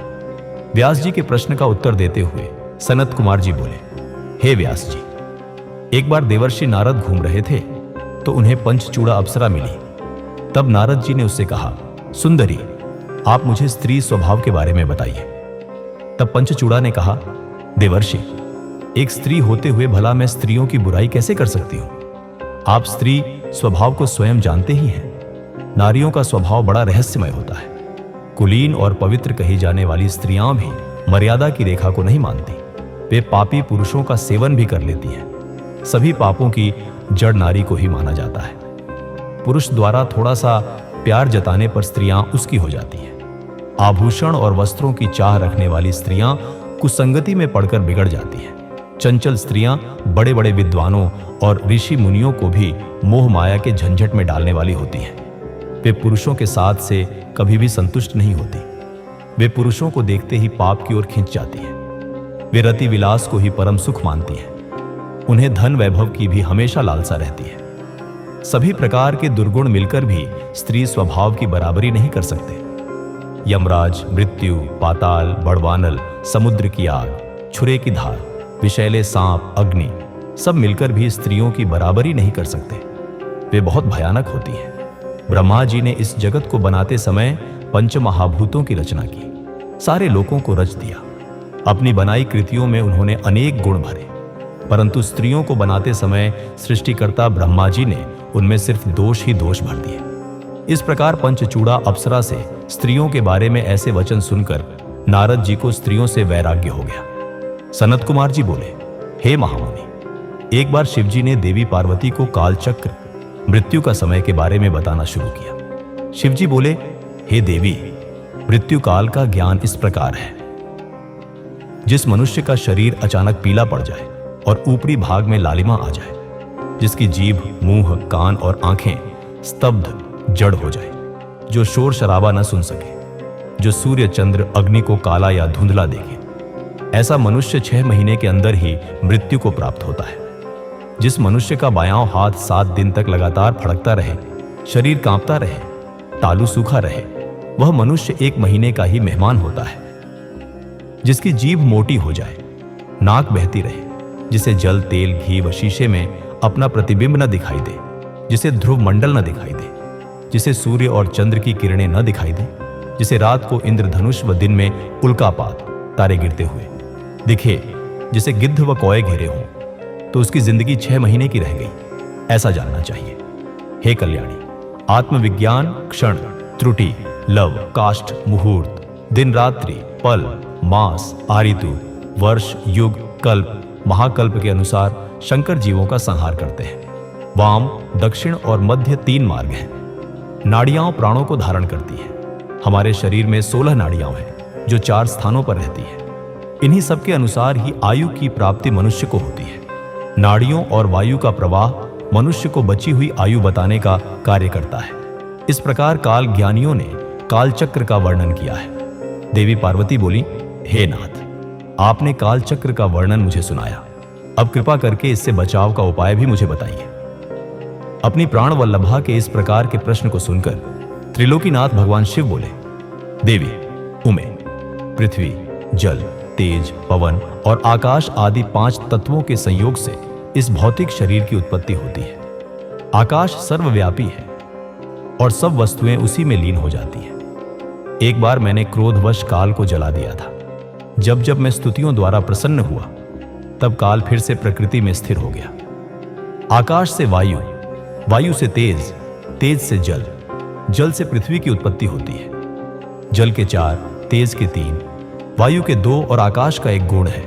शब्द, स्पर्श, रूप, रस और गंध आदि 5 भूत जब शरीर को छोड़ देते हैं, तभी प्राणी की मृत्यु होती है। और जब ये 5 भूत शरीर को ग्रहण करते हैं, तो प्राणी की उत्पत्ति होती है। काल को जीतने वाले योगी गण इन गुणों का ध्यान करते हैं। देवी पार्वती ने कहा, हे नाथ, काल पर विजय पाने के लिए योगी जन जिस यंत्र का ध्यान या अभ्यास करते हैं, उसके विषय में बताइए। पार्वती जी के इस प्रश्न को सुनकर देवाधिदेव शिव जी बोले, देवी, रात्रि के अंधकार में जब पूरा जगत गहरी नींद में सो रहा हो, उस समय बैठकर योग करें। आसन पर बैठकर अपनी तर्जनी उंगलियों से दोनों कानों को बंद कर लें। इस प्रकार प्रतिदिन यही साधना करें। जब यह साधना इतनी कठोर हो जाए कि 2 प्रहर लगभग 6 घंटे इसी आसन में बीते तथा उसके बाद अग्नि द्वारा प्रेरित शब्द या नाद सुनाई दे, उस समय मनुष्य को इच्छानुसार मृत्यु प्राप्त हो जाती है। यह शब्द या नाद ब्रह्म रूप है जो सुख और मुक्ति को देने वाला है। इस नाद ध्वनि या शब्द को सांसारिक मोहमाया में लिप्त लोग भला कैसे जान पाएंगे? जिन उत्तम मनुष्यों को इसका ज्ञान प्राप्त हो जाता है वे आवागमन के चक्र से छूट जाते हैं, उन्हें तत्व ज्ञान और मुक्ति की प्राप्ति होती है।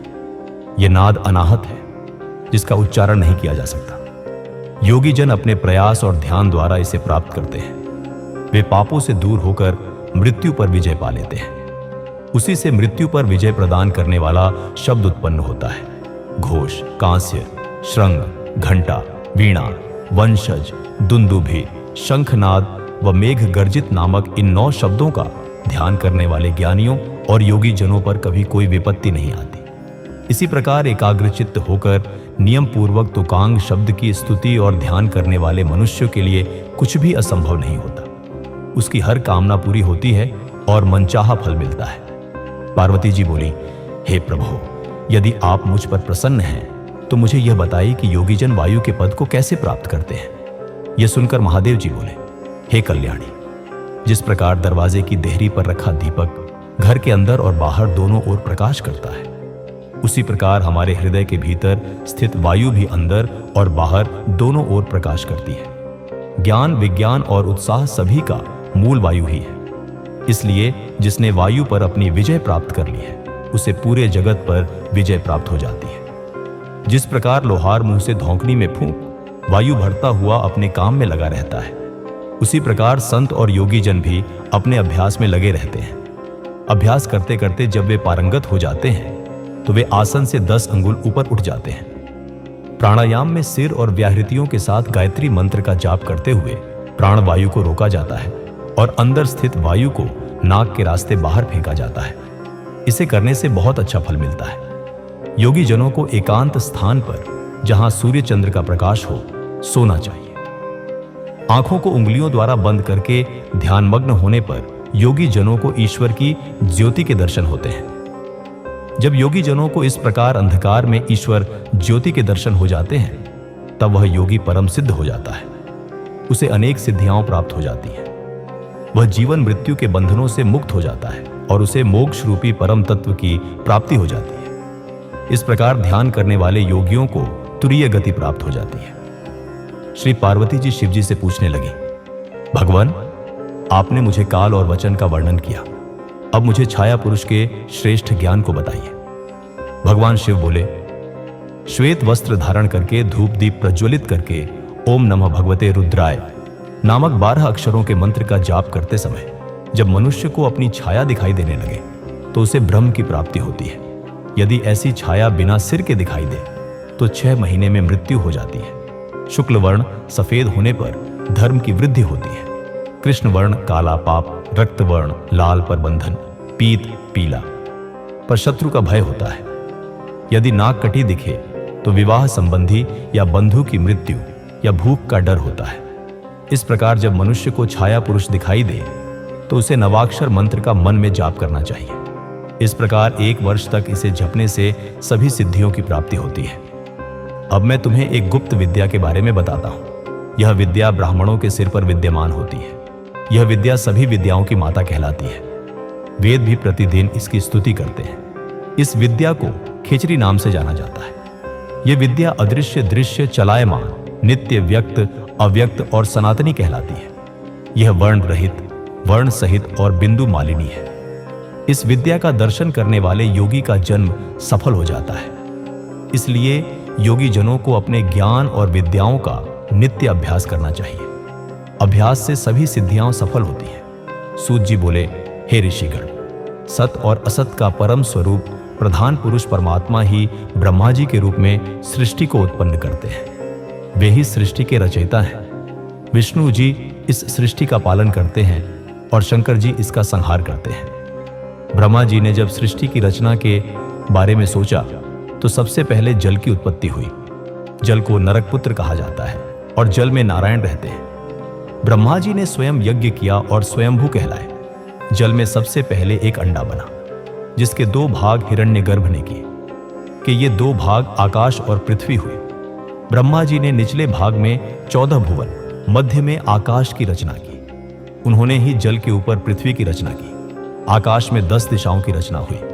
ब्रह्मा जी ने इसके बाद मन, वाणी, काम, क्रोध, रूप और रति की भी रचना की। मरीचि, अत्रि, अंगिरा, पुलस्त्य, पुलह, ऋतु, वशिष्ठ ये महामुनि तेजस्वी ऋषियों के रूप में विश्व प्रसिद्ध हुए। ये सभी ऋषि ही सप्तऋषि के नाम से जाने जाते हैं और इनका वर्णन सभी पुराणों में किया गया है। पुराणों और सप्तऋषि की रचना के बाद यज्ञ सिद्धि के लिए आरेक, यजु, साम और अथर्व वेदों का निर्माण ब्रह्मा जी ने किया। इसके बाद उन्होंने देवताओं का पूजन किया। वक्षस्थल, छाती से पितर, जंघाओं से मानव और जंघा के नीचे के भाग से दैत्य बनाए गए। इस प्रकार ब्रह्मा जी ने सारी सृष्टि की रचना पूरी की। परंतु उनकी बनाई गई इस सृष्टि में विकास न होता देखकर ब्रह्मा जी ने प्रकृति और पुरुष को बनाया, जिन्होंने सृष्टि का निर्माण किया। भगवान नर और नारायण द्वारा बनाई गई सृष्टि अमैथुन सृष्टि बिना यौन संबंध के उत्पन्न हुई। सूत जी बोले, हे ऋषिगण, इस प्रकार ब्रह्मा जी द्वारा निर्मित सृष्टि का लगातार विस्तार होने लगा। प्रजापति ने अयोनिजा शतरूपा से विवाह किया। शतरूपा ने 100 वर्षों तक तपस्या करके उन्हें पति के रूप में प्राप्त किया। इन्हीं के मनु नामक पुत्र हुए। मनु से 71 मनुओं की रचना मनवंतर कहलाती है। फिर वीरका हुई। इनसे उत्तानपाद की उत्पत्ति हुई। राजा उत्तानपाद का विवाह सुनीति से हुआ। इन्हीं के परम तेजस्वी पुत्र के रूप में ध्रुव पैदा हुआ। ध्रुव ने ब्रह्मा जी की 3000 वर्षों तक कठोर तपस्या करके सप्तऋषियों से भी ऊपर स्थान प्राप्त किया था। पुष्टि और धान्य नामक ध्रुव के 2 पुत्र हुए। पुष्टि की पत्नी सुनत्था थी। उनसे रिपु, रिपुजय, विप्र, नृकल, वृष्य, तेजा नामक 5 पुत्र पुष्टि को प्राप्त हुए। रिपु से चाक्षुष, पुष्करीण पत्नी से चाक्षुष को वरुण नामक पुत्र प्राप्त हुए। सुनीता से अंग को बेन नामक पुत्र की प्राप्ति हुई। बेन के शरीर से ऋषिगण ने मंथन किया। उनके दाहिने हाथ से राजा पृथु पैदा हुए, जो भगवान विष्णु के अवतार थे। पृथु ने पृथ्वी का दोहन किया ताकि प्रजा का हित हो सके। इनके विजिताश्व और हर्यश्व नामक 2 पुत्र हुए। शिखंडिनी ने वीरवर्णिनी से विवाह किया। इनसे प्रजापति की प्राप्ति हुई, जो कि सोम के अंश थे। इसके बाद दक्ष ने 2 पैर वाले और 4 पैर वाले जीवों को उत्पन्न किया। हर्यश्व नामक 10,000 पुत्र उत्पन्न किए, जो महर्षि नारद के वचनों और उपदेशों को सुनकर वैरागी हो गए। फिर ब्रह्मा जी ने शवलाश्व नामक 10,000 पुत्र उत्पन्न किए, जिन्हें नारद जी ने वैरागी बना दिया। यह सब जानकर दक्ष बहुत क्रोधित हुए। क्रोधित दक्ष ने देवर्षि नारद को शाप दिया, नारद, तुमने मेरे पुत्रों को गलत मार्ग पर डाल दिया है, उन्हें मुझसे दूर कर दिया है, इसलिए तुम भी कहीं चैन से नहीं बैठ सकोगे। तुम्हारा कोई निश्चित ठिकाना नहीं होगा, तुम जगह जगह घूमते रहोगे। पुत्रों के बाद दक्ष की 13 कन्याएं हुई, जिनका विवाह कश्यप, अंगिरा, कृष्णश्व और चंद्रमा से हुआ। इस प्रकार अनेक जीवों का निर्माण करने के बाद भी ब्रह्मा जी की सृष्टि का विकास नहीं हुआ। तब उन्होंने मैथुनी सृष्टि का सृजन करने के बारे में सोचा। शौनक जी बोले, हे सूत जी, कृपा करके मुझे देव, दानव, गंधर्व, राक्षस और सर्पों आदि के बारे में बताइए। यह सुनकर सूत जी बोले, जब ब्रह्मा जी द्वारा निर्मित सृष्टि का प्रजापति द्वारा विकास नहीं हुआ, तब वीरिणी ने अपनी कन्या का विवाह धर्म से कर दिया और मैथुनी सृष्टि का आरंभ हुआ।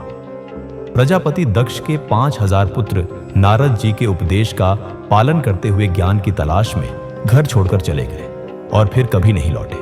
इसी कारण दुखी दक्ष ने देवर्षि नारद को शाप दिया था। इसके बाद प्रजापति दक्ष ने 58 कन्याएं उत्पन्न की और उनका विवाह कश्यप, चंद्रमा, अरिष्टनेमी, कृशाश्व, अंगिरा से कर दिया, जिनसे इन्हें विश्व से विश्व देवता, संध्या से साध्य, मरुवती से मरुत्वान, वसु से 8 वसु, भानु से 12 भानु, मुहूर्तजा से मुहूर्तज, लंबा से घोष, यामी से नाग, वीथि एवं अरुंधति से पृथ्वी उत्पन्न हुए, संकल्पा से संकल्प, वसु से अयध्रुव, सोम, धर, अनिल, अनल, प्रत्युषा, प्रभाष, ये 8 पुत्र पैदा हुए। 8वें वसुप्रभा से विश्वकर्मा प्रजापति की उत्पत्ति हुई। वे शिल्प कला में निपुण थे। विश्वकर्मा देवताओं के लिए आभूषण, विमान, घर और अनेक वस्तुएं उनकी इच्छानुसार बनाया करते थे। इसी कारण विश्वकर्मा देवताओं के शिल्पी कहलाए। रैवत, अज, भीम, भव, उग्र, बाम, वृष, कपि, अजय कपाद, अहिर्बुग्न, बहुरूप और महान, ये 11 रुद्र प्रधान हैं। वैसे तो स्वरूपा के अनेक पुत्र हुए और उनसे पैदा हुए रुद्रों की संख्या करोड़ों में है, परंतु इन्हीं 11 रुद्रों को ही मुख्य माना जाता है। 11 रुद्र संसार के स्वामी भी कहे जाते हैं। सूत जी बोले, अदिति, दिति, सुरसा, अरिष्ठा, इला, धनु, सुरभि, विनीता, ताबरा, क्रोधवशी, कद्रु आदि कश्यप ऋषि की पत्नियां थीं। मनवंतर में अदिति से तुष्यिता नामक 12 देवता उत्पन्न हुए। इनकी उत्पत्ति लोकहित के लिए ही हुई थी। दक्ष कन्या से ही विष्णु जी और इंद्रदेव भी उत्पन्न हुए। सोम की 27 पत्नियां थीं। उनके अरिष्ट नेमि नामक 16 पुत्र और 1 कन्या हुई। कुशाश्व का देव प्रहरण नामक पुत्र हुआ। स्वधा और सती इनकी 2 पत्नियां थीं। स्वधा से पितर और सती से अंगिरा पैदा हुए। कश्यप जी को दिति से हिरण्यकशिपु और हिरण्याक्ष पुत्र प्राप्त हुए। विप्रचित्ति द्वारा सिंहा कन्या हुई। हिरण्यकशिपु को अनुह्लाद, प्रहलाद, सवलाद और प्रहलाद नामक 4 पुत्र प्राप्त हुए। प्रहलाद भगवान के परम भक्त थे।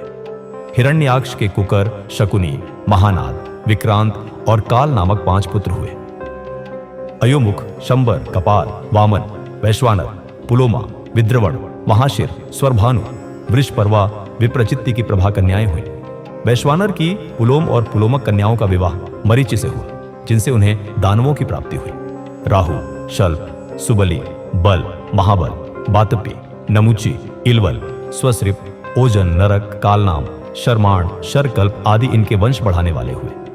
विनीता से गरुड़ और अरुण पैदा हुए। सुरसा से अत्यंत तेजस्वी और परम ज्ञानी सर्पों की उत्पत्ति हुई। इसी प्रकार क्रोधवशा के बहुत से गण हुए। सुरभि से शशा, खरगोश और भैंसा, झल्ला से बैल और वृक्ष, शशि से यक्ष, राक्षस, अप्सरा और मुनिगण तथा अरिष्ठा से मनुष्य और सर्प उत्पन्न हुए। इस प्रकार मैंने आपको कश्यप जी के वंश में उत्पन्न पुत्र और पौत्रों का वर्णन किया। सूत जी बोले, हे मुनियों, वैवस्वान मनवंतर में हवन करने वाली सृष्टि का वर्णन है। इस सृष्टि में 7 ऋषि हुए, जिन्हें ब्रह्मा जी ने अपना पुत्र माना। दिति ने कश्यप ऋषि की बहुत सेवा की, जिससे प्रसन्न होकर उन्होंने दिति को वरदान मांगने के लिए कहा। वरदान में दिति ने इंद्र को मारने वाला पराक्रमी पुत्र मांगा। उनकी इच्छा कश्यप मुनि ने पूरी की। वरदान देकर वे तप करने चले गए। इंद्रदेव को दिति के इस वरदान के बारे में पता चल गया।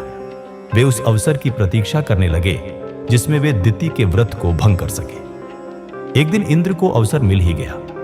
दिति बिना हाथ मुंह धोए झूठे मुंह सो गई। इंद्र ने उसके गर्भ में प्रवेश कर उसके गर्भ के वज्र द्वारा 7 टुकड़े कर दिए, परंतु टुकड़े होने पर भी वे जीवित रहे और इंद्र से प्रार्थना करते हुए बोले, हम आपके भाई हैं, आप हमसे कैसी शत्रुता कर रहे हैं। यह सुनकर इंद्रदेव ने शत्रुता छोड़ दी। इस प्रकार वे मरुदगण के रूप में हुए। ब्रह्मा जी ने पृथु को आधा राज्य दिया, सोम को ब्राह्मणों, वृक्षों, नक्षत्रों, ग्रहों और भूतों का राजा बनाया, वरुण को जल का, विष्णु को आदित्यों का, पावक को वसुओं का, प्रजापतियों के इंद्र को, मरुद गणों के प्रहलाद को, दैत्यों के वैवस्वत को और यम को पितरों का राजा बनाया। हिमालय पर्वतों के राजा, समुद्र नदियों के राजा, सिंह पशुओं के राजा, वट वृक्ष, वनस्पति और अन्य वृक्षों के राजा हुए। तब ब्रह्मा जी ने सभी राजाओं का अभिषेक किया। शौनक जी बोले, सूत जी, अब आप हमें मनवंतरों और मनुओं के बारे में विस्तार से बताइए। उनकी बात मानकर सूत जी बोले, हे मुनि जी, स्वयंभू, स्वारोचिष, उत्तम, रैवत, चाक्षुष आदि 5 मनवंतरों का वर्णन मैंने आपको सुना दिया है। अब वैवस्वत मनवंतर के बारे में सुनो। सावर्णी, रोच्य, ब्रह्मा, धर्म सावर्णी, रुद्र सावर्णी, देव सावर्णी, इंद्र, ये सभी मनु हैं। तीनों काल के मनवंतर कहे जाते हैं, जिसका 1000 युगों तक कल्प बनता है। मरीचि, अत्रि, अंगिरा, पुलह, आरितु, पुलस्त्य, वशिष्ठ, ये 7 ब्रह्मा के पुत्र हैं। स्वयंभू मनवंतर में यामनायक देवता और 7 ऋषि उत्तर दिशा में रहते हैं। आग्निध्र, अग्नि, बाहु, मेधातिथि, ज्योतिष्मान, धृतमान, हव्य, पवन, शुभ, ये 10 स्वयंभू मनु के पुत्र हैं। इनमें यज्ञ नामक इंद्र कहे गए हैं। दूसरे मनवंतर में अर्जस्तमा, परस्तंभ, आरिषभ, वसुमान, ज्योतिष्मान, द्युतिमान और 7वें रोचिष्मान, ये 7 ऋषि हैं। स्वरोचिष मनवंतर में रोचन इंद्र तथा तुष्यिता नामक देवता कहे गए हैं। हरि, सुकृति, ज्योति, अयोमूर्ति, अयस्मय, प्रथित, मनुष्य, नभ, सूर्य महात्मा ये स्वारोचिष के पुत्र हैं। तीसरे मनवंतर में वशिष्ठ के 7 पुत्र और हिरण्य गर्भ के ऊर्जा तेजस्वी पुत्र ऋषि कहलाए। चौथे मनवंतर में गार्ग्य, पृथु, गम्या, जन्य, धाता और कपिनक आदि 7 ऋषि हैं। त्रिशिक इंद्र है।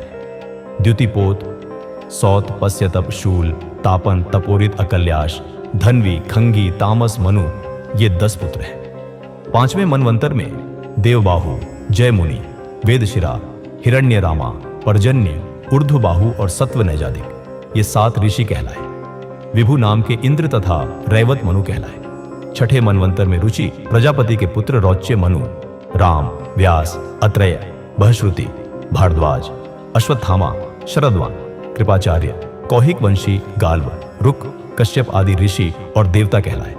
इसी प्रकार आने वाले मनवंतरों में विशांग, निबासुमत, द्युतिमान, वसु, सूट, सुराविष्णु, राजा, सुमति, सावर्णी ये मनुपुत्र होंगे। नवे मनवंतर में मेधातिथि, पौलस्त्य, वस्तु, कश्यप, ज्योतिष्मान, भार्गव, अंगिरा तथा सवर्ण, वशिष्ठ आदि रोहित मनवंतर में होंगे और मनु दक्ष सावर्णी होगा। इस प्रकार जब दूसरा मनवंतर आरंभ होगा तब हविष्मान, प्रकृति, अधोमुक्ति, अव्यय, प्रयाति, भाभार, अनेना ऋषि होंगे। द्विष्मंत नामक देवता होंगे। तीसरे मनवंतर में 11वां मनु होगा। उसमें हविष्मान व पुष्पमान वशिष्ठ, अनय, चारु, निखर, तेजस, अग्नि ब्रह्मा जी के वृद्धृत कहलाएंगे। द्युति, सुताया, अंगिरा, पौलस्त्य, पुलह, भार्गव ये 7 ऋषि और ब्रह्मा के 5 मानस पुत्र देवता होंगे। इस मनवंत्र में दिवसपति इंद्र होंगे। 14वां सत्य मनु मनवंत्र होगा। इसमें आग्निध्र, अतिब्राह्य, मागध, शुक्ति, युक्ति। यहां अध्याय अधूरा है, अंतिम कुछ शब्द अधूरे हैं। सूत जी बोले, कश्यप मुनि को दक्ष कन्या से विवस्वान सूर्य की प्राप्ति हुई। सूर्य की संध्या, त्वष्ट्री, सुरेणुका नामक 3 पत्नियां हुई। संध्या और सूर्य की 3 संतानें हुई, श्राद्ध देव मनु और प्रजापति यम। यम के साथ यमुना कन्या के रूप में पैदा हुई। उस समय संध्या सूर्य के तेज को सहन न कर सकी। अपनी माया रूपी छाया प्रकट कर उसे अपनी संतानों का पालन पोषण करने की आज्ञा देकर संध्या अपने पिता के घर चली गई। उसके पिता ने उसे इस प्रकार आया देखकर धिक्कारा तो संध्या वहां से वापस आ गई। घोड़ी का वेश धारण करके वह कुरु देशों का भ्रमण करने लगी। इधर सूर्य ने संध्या की छाया को ही अपनी पत्नी माना। उससे उन्हें सावर्णी मनु नामक पुत्र प्राप्त हुआ। छाया को अपने पुत्र से अधिक प्यार था। वह संध्या की संतानों का सही से ध्यान नहीं रखती थी। एक दिन यम को किसी बात पर क्रोध आ गया और उसने छाया को लात मार दी। यह देखकर क्रोधित छाया ने यम को शाप दिया कि तुम्हारा पांव जिससे तुमने मुझे मारा वह गिर पड़े। शाप सुनकर यम बहुत चिंतित हुए और उन्होंने सारी बातें जाकर अपने पिता सूर्य को बताई और शाप से बचाने की प्रार्थना की। सूर्यदेव बोले, बेटा, मैं तुम्हारी माता के शाप को असत्य नहीं कर सकता, परंतु उसे कम करने की कोशिश अवश्य करूंगा। सूर्य ने क्रोधित होकर छाया से पूछा, बताओ, तुमने यम को शाप क्यों दिया? क्या कोई मां अपने पुत्रों से ऐसा व्यवहार कर सकती है? तुम्हारा सबसे छोटे पुत्र से विशेष स्नेह है, अन्य सभी को तुम सदा डांटती रहती हो, ऐसा क्यों? इस प्रकार क्रोधित सूर्य के वचन सुनकर घबराई हुई छाया ने सारी बातें सच सच बता दी। फिर छाया ने सूर्य को शनि चक्र पर चढ़ाकर उनका तेज कम कर दिया। अब सूर्य का रूप सुंदर और शीतल हो गया था। उन्होंने योग दृष्टि से अपनी पत्नी संध्या के बारे में जानना चाहा। तब उन्हें झांत हुआ कि संध्या घोड़ी के रूप में है। तब सूर्य उसके पास पहुंचे। अपनी पत्नी को वापस पाकर वे बहुत प्रसन्न हुए। संध्या भी उन्हें पाकर बहुत खुश हुई। उनके मिलन से वैद्य अश्विनी कुमार की उत्पत्ति हुई। इसके बाद खुशी खुशी संध्या और सूर्य अपने घर लौट आए। यमराज धर्मपूर्वक प्रजा का पालन करने लगे और धर्मराज कहलाए। सावर्णी मनु तपस्वी होने के कारण प्रजापति कहलाए और सावर्णी मनवंतर में मनु हुए। यमुना सूर्य की सबसे छोटी कन्या यमलोक को पवित्र करके बहती हुई नदी हुई। सूत जी बोले, ऋषिगण, वैवस्वत मनु के 9 पुत्र इक्ष्वाकु, शिविन, भाचु, धृष्ट, कार्याति, निस्तंत, कुत्रे, प्रियव्रत और नृग थे। ये सभी महापराक्रमी वीर और क्षत्रिय धर्म का पालन करने वाले थे। जब मनु की कोई संतान नहीं थी तो उन्होंने पुत्र प्राप्ति हेतु यज्ञ किया। तब वरुण के अंश से इड़ा की उत्पत्ति हुई। वह वरुण के पास गई और उन्हें बताया कि मैं मनु के यज्ञ में आपके अंश से ही पैदा हुई हूं, बताइए मेरे लिए क्या आज्ञा है। तब वरुण देव ने उसे मनुवंश को बढ़ाने की आज्ञा दी। जब इड़ा मनु के घर की ओर जा रही थी तो रास्ते में बुद्ध से उसका मिलन हुआ और उनसे उसे पुरुरवा नामक पुत्र की प्राप्ति हुई, जिस पर उर्वशी नामक अप्सरा मोहित हो गई थी। इसके बाद भगवान शिव की कृपा से पुरुषत्व प्राप्त कर सुद्युम्न ने परम धर्मात्मा उत्कल, गय और विनताश्व नामक पुत्रों को पैदा किया। उत्कल ब्राह्मण होकर वल्कल देश में रहने लगे। विनताश्व पश्चिम देश में ब्राह्मण हुआ। आंतिपुत्र रैण्य रैभय नाम से जग प्रसिद्ध हुआ। उसका निवास कुशस्थली में हुआ था। उनके 100 पुत्र और कुकुदमी सबसे श्रेष्ठ कन्या हुई। इसकी कन्या के रूप में सुंदरी रेवती पैदा हुई। रेवती के बड़े होने पर कुकुदमी को उसके विवाह की चिंता हुई। उन्होंने ब्रह्मा जी से रेवती के वर के बारे में जानना चाहा। तब ब्रह्मा जी बोले, हे कुकुदमी, 28वें द्वापर में भगवान श्री कृष्ण अपने कुटुंबियों सहित द्वारिकापुरी में निवास करेंगे। वहां उनके भाई और वसुदेव जी के पुत्र बलदेव से तुम रेवती का विवाह करना। वही रेवती के लिए सबसे योग्य वर है। ब्रह्मा जी के कथन अनुसार कुकुदमी ने रेवती का विवाह बलदेव जी से किया। स्वयं वे सुमेरु पर्वत पर जाकर तपस्या करने लगे। बलदेव के 100 पुत्र हुए। श्री कृष्ण जी को भी अनेक पुत्रों की प्राप्ति हुई। वे सभी दिशाओं में जाकर अनेक स्थानों पर बस गए। सूत जी बोले, मनु के पुत्र वृषण वशिष्ठ जी के आश्रम में रहने लगे। उन्होंने उन्हें गायों की रक्षा के काम में लगा दिया। एक रात बाघ ने गौशाला पर हमला कर दिया। गायों की रक्षा के लिए वृषण तलवार लेकर गौशाला में चले गए और अंधेरे के कारण उनके वार से गाय कट गई और बाघ भाग गया। सुबह जब उसने गाय को मरा देखा तो सारी बातें गुरु जी को बताईं। ये सब जानकर वशिष्ठ जी ने उसे शूद्र होने का शाप दे दिया। तब दुख और शोक में डूबे वृषण ने अपने शरीर को जला दिया। सूत जी बोले, ऋषिगण, मनु जी की नाक से इक्ष्वाकु पैदा हुआ था और उसकी 100 संतानें हुई, जिनमें सबसे बड़ा विकुक्षी अयोध्या का राजा बना। उसने एक दिन वन में शश खरगोश को खा लिया था। उसी दिन से यह शशाद नाम से प्रसिद्ध हुआ। अयोध्या के पुत्र का नाम ककुत्स्था था। अरिणाम उसका पुत्र हुआ। इसी प्रकार अरिणाम के पृथु के विश्वराट, विश्वराट के प्रजापति इंद्र, उनके युवनाश्व के कुवलाश्व, इंद्र के पुत्र युवनाश्व द्वारा प्रजापति श्राव हुए। इन्होंने श्रावस्तीपुरी बसाई। कुवलाश्व के 100 पुत्र हुए थे। उन्होंने अपना राज्य पुत्रों को सौंप दिया और स्वयं वन को चले गए। रास्ते में उन्हें उतंक मुनि मिले। मुनि बोले, राजन, मेरे आश्रम के पास ही धुंध नामक दानव रहता है। वह महावीर और पराक्रमी है। उसने घोर तपस्या आरंभ कर दी है, जिसके बल पर वह तीनों लोकों का विनाश करना चाहता है। आप उसका वध करके इस जगत का कल्याण करें। मुनि की बात सुनकर कुवलाश्व बोले, मुनिराज, मैं तो शस्त्रों को त्याग चुका हूं, इसलिए आपका यह कार्य मेरा पुत्र करेगा। यह कहकर उन्होंने यह कार्य अपने पुत्र को सौंप दिया। तब उनका पुत्र धुंध को मारने पहुंचा। धुंध ने उनको अपनी ओर आता देखकर उन पर हमला कर दिया। तब कुवलाश्व पुत्र ने बहादुरी से युद्ध कर धुंध का वध कर दिया। उतंक ऋषि ने उसे अपराजित रहने और अक्षय धन प्राप्ति का वर प्रदान किया। उनके पुत्रों में दृढ़ाश्व का हश्व, हरियश्व का निकुंभ एवं गृहताश्व, कृशाश्व एवं हेमवती कन्या उत्पन्न हुई। उसके प्रसेनजित नामक पुत्र हुआ। प्रसेनजित ने अपनी पत्नी को शाप दे दिया था, जिसके अनुसार वह बहुधा नाम की नदी बनी। प्रकुत्स का पुत्र जयारुणी और सत्यव्रत उसका पुत्र हुआ। उसे अधर्मी समझकर उसके पिता ने उसे त्याग दिया। तब वह चांडालों के साथ रहने लगा। इसी अधर्मी के कारण इंद्र ने 12 वर्षों तक वर्षा नहीं की। इसके बाद विश्वामित्र ने अपनी पत्नी का त्याग कर दिया और तपस्या करने लगे। उनकी पत्नी ने अपने पुत्र का गला बांधकर उसे 100 गायों के बदले बेच दिया। सत्यव्रत ने ही उसे बचाया। गला बांधने के कारण उसका नाम गालव हुआ। सत्यव्रत ने विश्वामित्र की पत्नी और पुत्र का पालन पोषण किया। एक दिन की बात है, राजकुमार ने मांस खाने की जिद की। तब सत्यव्रत ने महर्षि वशिष्ठ की एक गाय को मारा और तीनों ने उसे खा लिया। जब महर्षि वशिष्ठ को पता चला तो वे बहुत क्रोधित हुए। उन्होंने सत्यव्रत को त्रिशंकु होने का शाप दे दिया। इधर जब विश्वामित्र लौटे तो उन्हें पता चला कि उनकी अनुपस्थिति में सत्यव्रत ने ही उनके पुत्र और पत्नी का ध्यान रखा, तो वे बहुत प्रसन्न हुए। महर्षि विश्वामित्र ने सत्यव्रत के पिता का राज्य उसे दिला दिया। यज्ञ द्वारा उसे सीधे स्वर्ग पहुंचा दिया। सत्यव्रत की पत्नी सत्यरथा थी और उनके पुत्र हरिश्चंद्र राजा हुए। उनके पुत्र रोहित, रोहित के पुत्र वृक और वृक के पुत्र बाहु हुए। राजा बाहु ने ऋषि औरव के आश्रम में तालजंघाओं से रक्षा पाई थी। इसी जगह जहर सहित पुत्र पैदा हुआ। उसका नाम सगर था। सगर ने भार्गव ऋषि से आग्नेय नामक अस्त्र की शिक्षा ग्रहण की थी। उसने है तालजंघाओं को मारकर पूरी पृथ्वी पर विजय प्राप्त की। इसके बाद शकवलटूक, पारद, तगण, खश, नामो आदि देशों में धर्म स्थापित किया। उन्होंने अश्वमेध यज्ञ किया और संस्कार द्वारा घोड़े को पवित्र कर छोड़ दिया। तब देवराज इंद्र ने घोड़े को पाताल में छिपा दिया।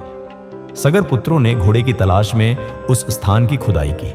खुदाई करते करते वे कपिल जी के आश्रम में पहुंच गए। उनके शोर से कपिल मुनि ने आंखें खोली। उनकी आंखों के तेज की अग्नि से 60,000 सगर पुत्र भस्म हो गए।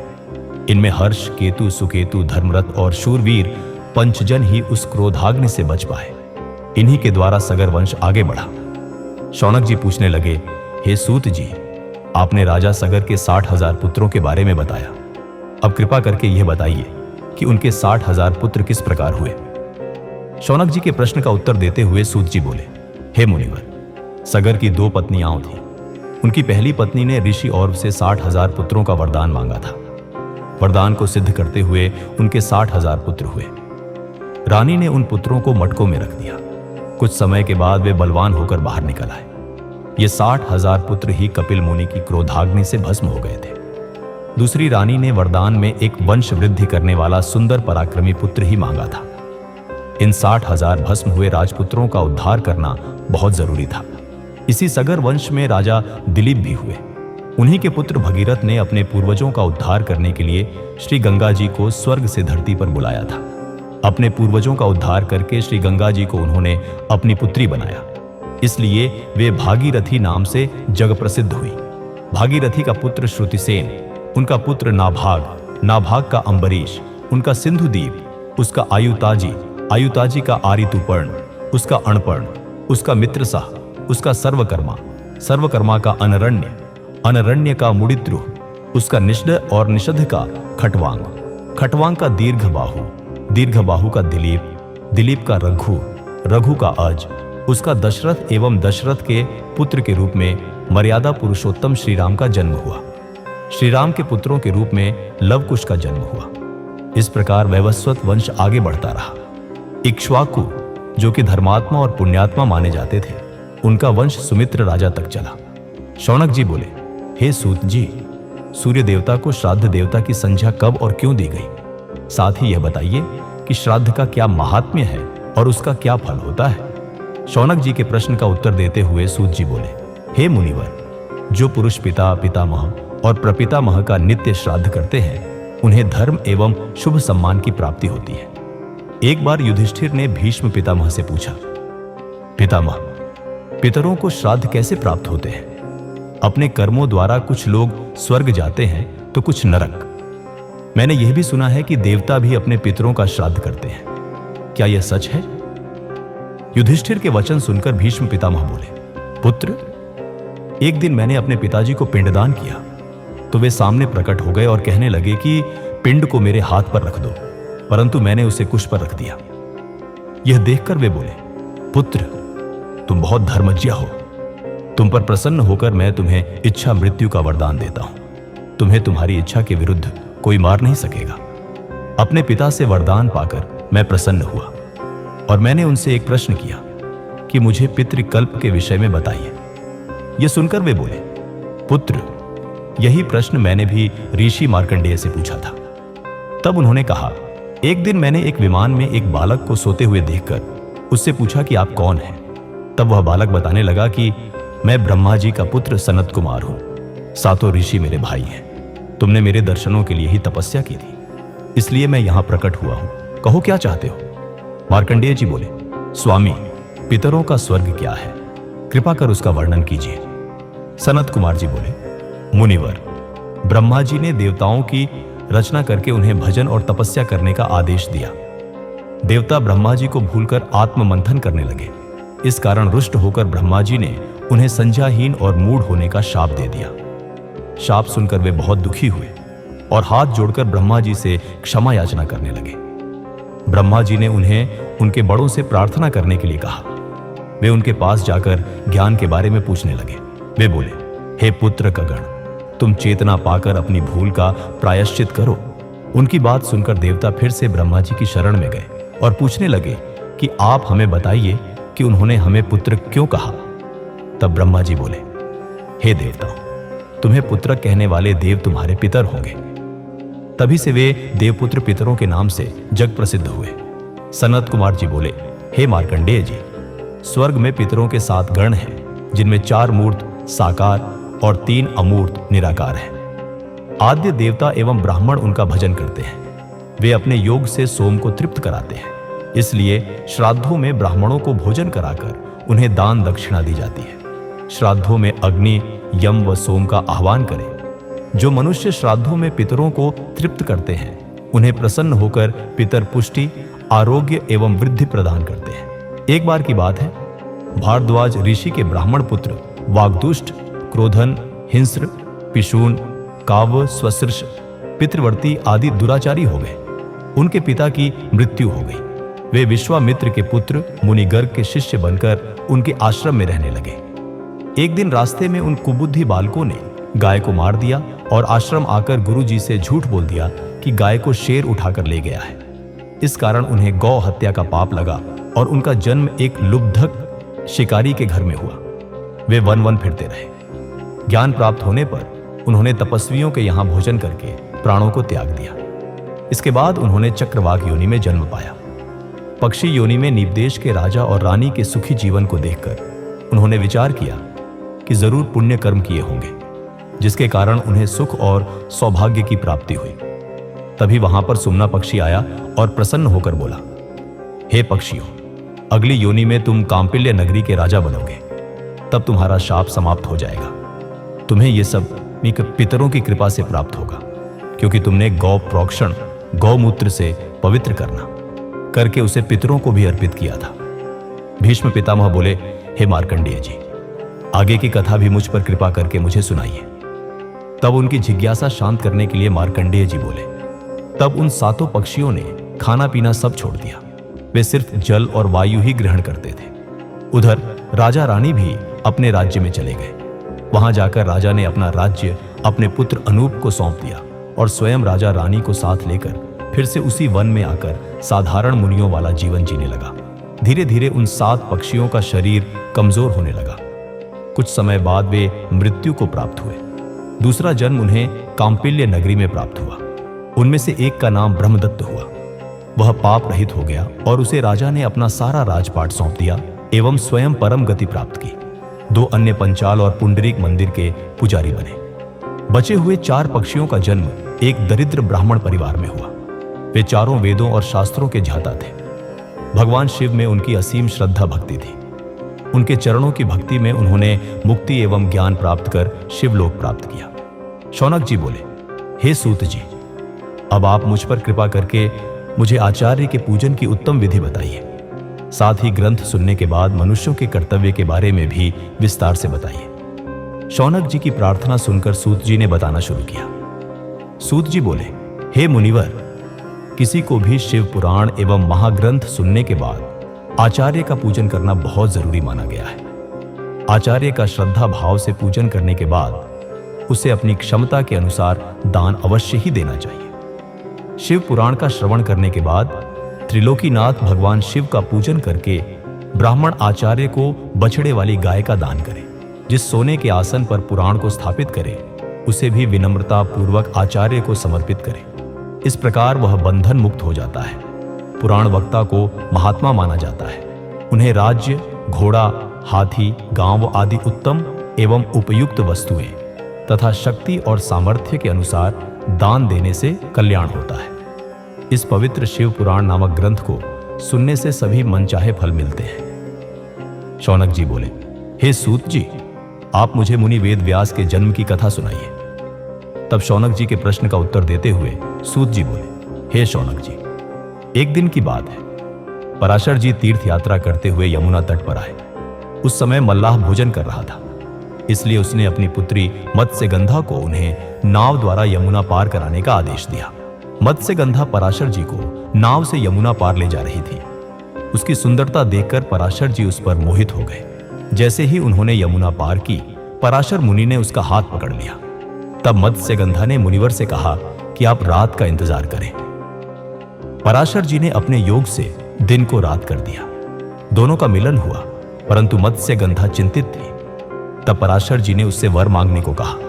मत्स्यगंधा बोली, मुनिवर, मेरे इस कर्म को मेरे माता पिता कोई भी ना जान सके, मेरा कन्या धर्म भी न जाए और मुझे आपके समान तपस्वी और शक्तिमान पुत्र की प्राप्ति भी हो। तब उसके वचन सुनकर पराशर मुनि बोले, देवी, जैसा आप चाहती हैं वैसा ही होगा और आज से आप सत्यवती नाम से प्रसिद्ध होंगी। आपके गर्भ से भगवान श्रीहरि विष्णु का अंश उत्पन्न होगा। यह कहकर मुनिवर चले गए। नियत समय पर सत्यवती ने सूर्य के समान महातेजस्वी पुत्र को जन्म दिया। पुत्र माता की आज्ञा लेकर तपस्या करने चला गया और जाते समय उसने माता से कहा कि कोई भी कष्ट पड़ने पर मुझे अवश्य याद करना। सत्यवती अपने घर लौट आई। व्यास जी तपस्या में लीन हो गए। वेदों की शाखाओं का अध्ययन करने से वे वेद व्यास के नाम से प्रसिद्ध हुए। फिर वे तीर्थ स्थानों के भ्रमण के लिए निकल पड़े। एक बार शिवलिंग का दर्शन करने के बाद उनके मन में विचार आया कि कोई ऐसा सिद्धिदायक लिंग हो जिसकी आराधना और भक्ति करने से सब विद्याएं प्राप्त हो जाए और मनचाहे फलों की प्राप्ति हो। यही सोचकर वे ध्यान मग्न हो गए। तभी उन्हें झांत हुआ कि धर्म, अर्थ, काम और मोक्ष देने वाले अतिमुक्त महाक्षेत्र में मध्येश्वर लिंग स्थित है। वेद व्यास जी ने गंगा में स्नान करके व्रत आरंभ कर दिया। उन्होंने भोजन त्याग दिया। वे पहले फलाहारी रहकर पूजन करने लगे। फिर उन्होंने सिर्फ जल ही ग्रहण किया। फिर उन्होंने सिर्फ हवा को ग्रहण करते हुए अपना पूजन आरंभ किया। इसके बाद उन्होंने निराहारी रहकर भगवान शिव की उत्तम तपस्या की। उनकी इस कठिन साधना से शिव जी प्रसन्न हुए और वेद व्यास जी को दर्शन दिया। देवाधिदेव महादेव जी को साक्षात अपने सामने पाकर वेद व्यास जी उनकी स्तुति करने लगे। वे बोले, हे देवाधिदेव, कल्याणकारी शिव, आप मन और वाणी से अगोचर हैं। वेद भी आपकी महिमा को पूर्ण रूप से नहीं जानते। आप ही सृष्टि के रचनाकर्ता, पालन करता और संहार करता है। हे सर्वशक्तिमान ईश्वर, आप ही जन्म, मरण, देश, कुल आदि से रहित हैं। आप ही त्रिलोक के स्वामी हैं। इस प्रकार व्यास जी ने शिव जी की स्तुति की।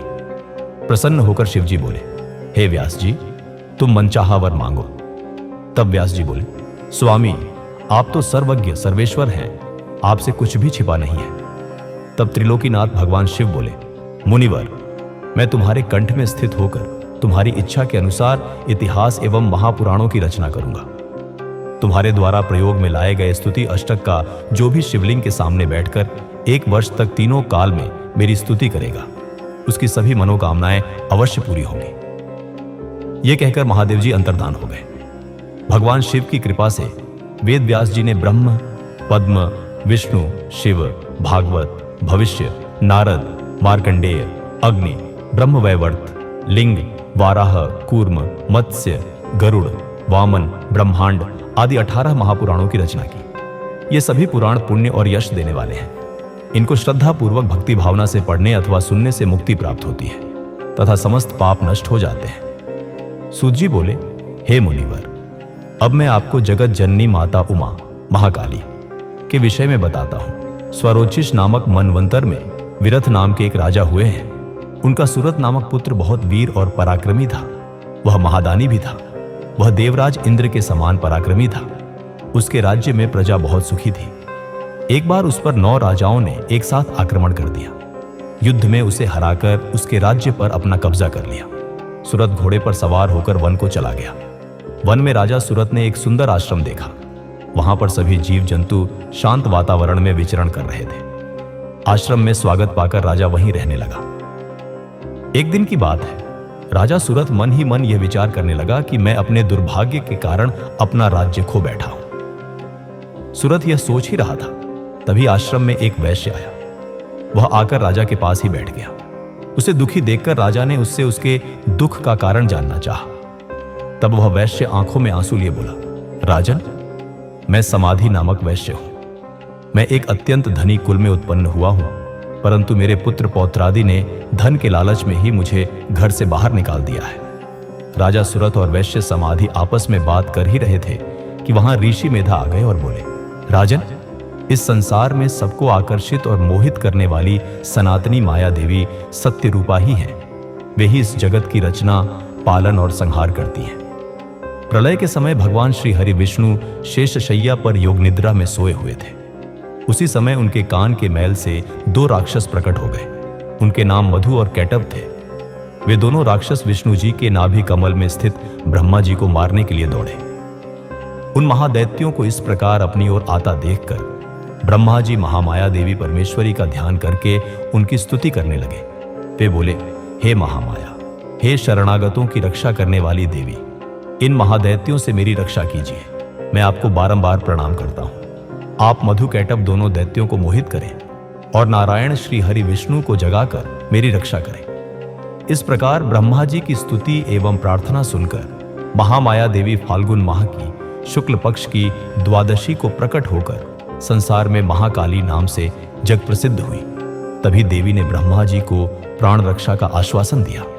योग माया के रूप में वे विष्णु जी के नेत्रों से बाहर आईं तो विष्णु जी जाग गए। उन दैत्यों को देखकर क्रोधित श्री हरि उन्हें मारने दौड़े। तब वे बोले, हमारा वध आप वहीं पर कर पाएंगे जहां पृथ्वी पर जल नहीं हो। तब भगवान विष्णु ने मधु और कैटभ नामक दोनों महादैत्यों को अपनी जंघाओं पर लिटाकर अपने सुदर्शन चक्र से उनका सिर काटकर ब्रह्मा जी की रक्षा की। ऋषि बोले, दैत्यों के कुल में जन्मे महादैत्य रंभासुर का महिषासुर नामक पुत्र बहुत महावीर और पराक्रमी था। उसने सभी देवताओं को युद्ध में हराकर स्वर्ग पर अपना अधिकार जमा लिया।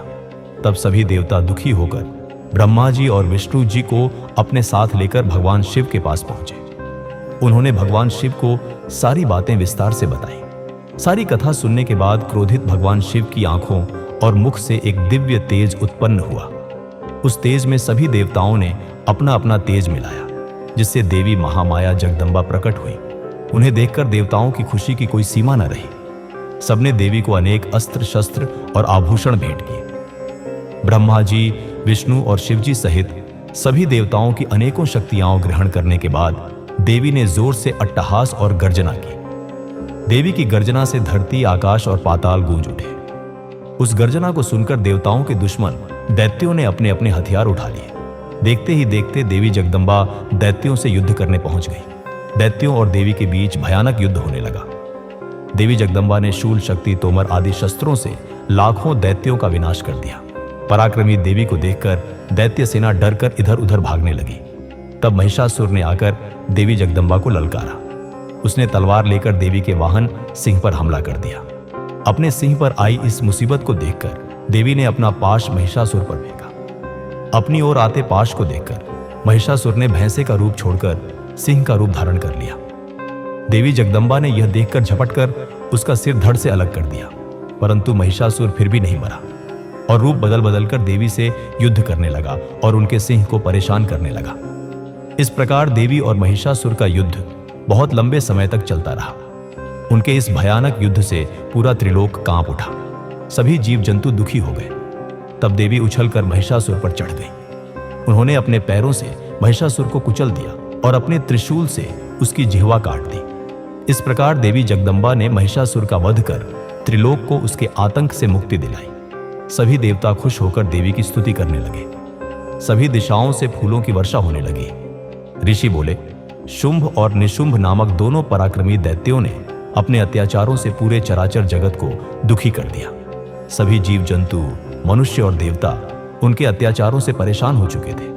तब देवता बहुत परेशान होकर हिमालय पर श्री पार्वती जी की शरण में गए और देवी की स्तुति करने लगे। वे बोले, हे कल्याणकारी देवी भवानी, हम सब आपकी शरण में आए हैं। मातेश्वरी, हमारी रक्षा कीजिए। शुंभ निशुंभ के आतंक और अत्याचारों से त्रिलोक को मुक्त कराइए।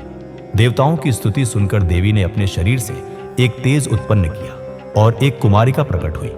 सभी देवताओं ने हाथ जोड़कर और सिर झुकाकर देवी की स्तुति की।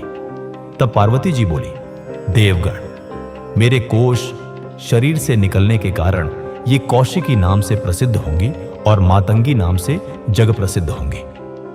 ये कहकर देवी अंतर्धान हो गई और देवता अपने स्थान को लौट गए।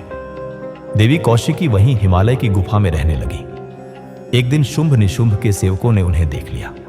तब उन्होंने जाकर शुंभ निशुंभ से रूप सौंदर्य की प्रशंसा की और कहा कि वह तो नारियों में रत्न है, उसे आपके महल की शोभा बढ़ानी चाहिए। तब देवी की प्रशंसा सुनकर शुंभ निशुंभ ने अपना दूत वहां भेजा।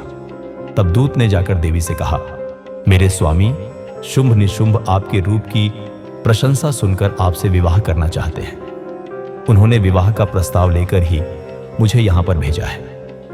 दूत की बात सुनकर देवी बोली, दूत, जाकर तुम अपने स्वामियों से कहो कि मैंने यह प्रतिज्ञा कर रखी है कि जो भी मुझे युद्ध में हरा देगा मैं उसी से विवाह करूंगी। अपने स्वामियों से कहो आकर मुझसे युद्ध करें और मुझे हराकर मुझे अपने साथ ले जाए। दूत ने शुंभ निशुंभ को सारी बातों से अवगत कराया। सारी बातें सुनकर शुंभ और निशुंभ क्रोधित हो गए। उन्होंने अपने सेनापति धूम्रलोचन को आदेश दिया कि तुम उस नारी को यहां लेकर आओ। यदि वह प्यार से ना आए तो जबरदस्ती उसे उठा लाना। अपने स्वामी की आज्ञा पाकर धूम्रलोचन हिमालय पर्वत पर देवी को लेने पहुंचा। जब देवी कौशिकी ने चलने से मना किया तो वह देवी पर शस्त्र लेकर झपटा। देवी ने उसे भस्म कर दिया और सिंह ने दैत्य सेना को तितर बितर कर दिया। जब शुंभ निशुंभ को धूम्रलोचन के मारे जाने का समाचार मिला तो वे गुस्से से भर गए। उन्होंने चंड मुंड और रक्त बीज को देवी को लाने वहां भेजा और आदेश दिया कि यदि वह न आए तो उसका वध कर देना। वे दैत्य देवी के पास गए और बोले, सुंदरी, तुम प्रेम पूर्वक शुंभ निशुंभ में से किसी को भी अपना पति बना लो और खुशी से राज्य करो। यह सुनकर देवी बोली, हे दैत्यो, मैं तो सूक्ष्म प्रकृति हूं। ब्रह्मा विष्णु सहित सभी देवता मेरी आराधना और स्तुति करते हैं। यदि तुम में शक्ति है तो मुझे युद्ध में हराकर जहां चाहो ले जा सकते हो। देवी, यदि आप ऐसा ही चाहती हैं तो ठीक है। यह कहकर दैत्यों ने देवी पर बाणों की वर्षा करनी शुरू कर दी।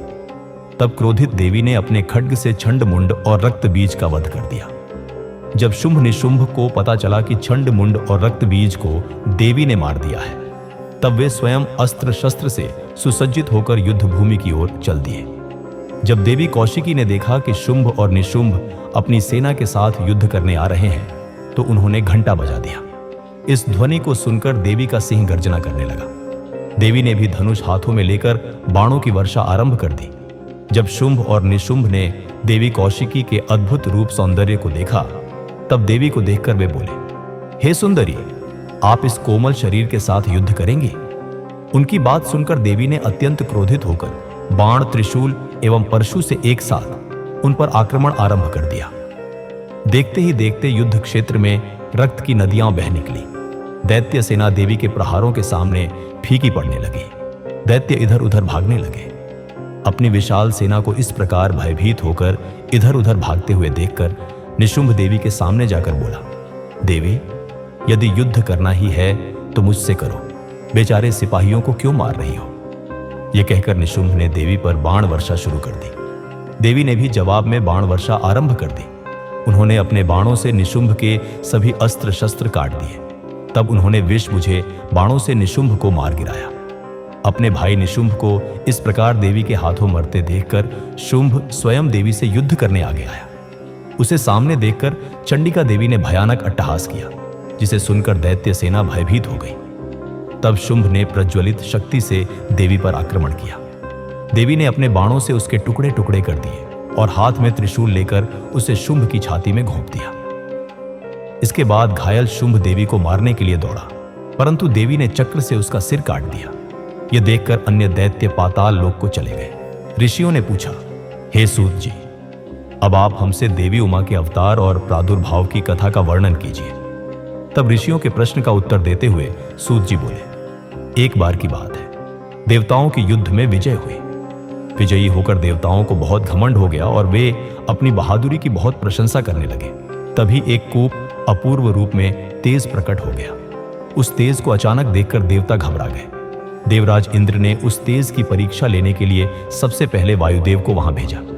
वायुदेव उस तेज की परीक्षा लेने के लिए वहां पहुंचे। उन्होंने तेज के पास जाकर पूछा, तू कौन है? तब तेज ने भी यही प्रश्न वायु से किया। वायुदेव ने अहंकार से कहा, मैं इस जगत का प्राण हूं। मेरे द्वारा ही यह जगत चल रहा है। यह सुनकर तेज ने कहा कि इस तिनके को जलाकर दिखाओ तो मैं तुम्हें शक्तिशाली समझ सकता हूं। परंतु वायुदेव अपनी सारी ताकत लगाकर भी उस तिनके को हिला भी नहीं सके। तब लज्जित और हारे हुए वे देवराज इंद्र के पास पहुंचे।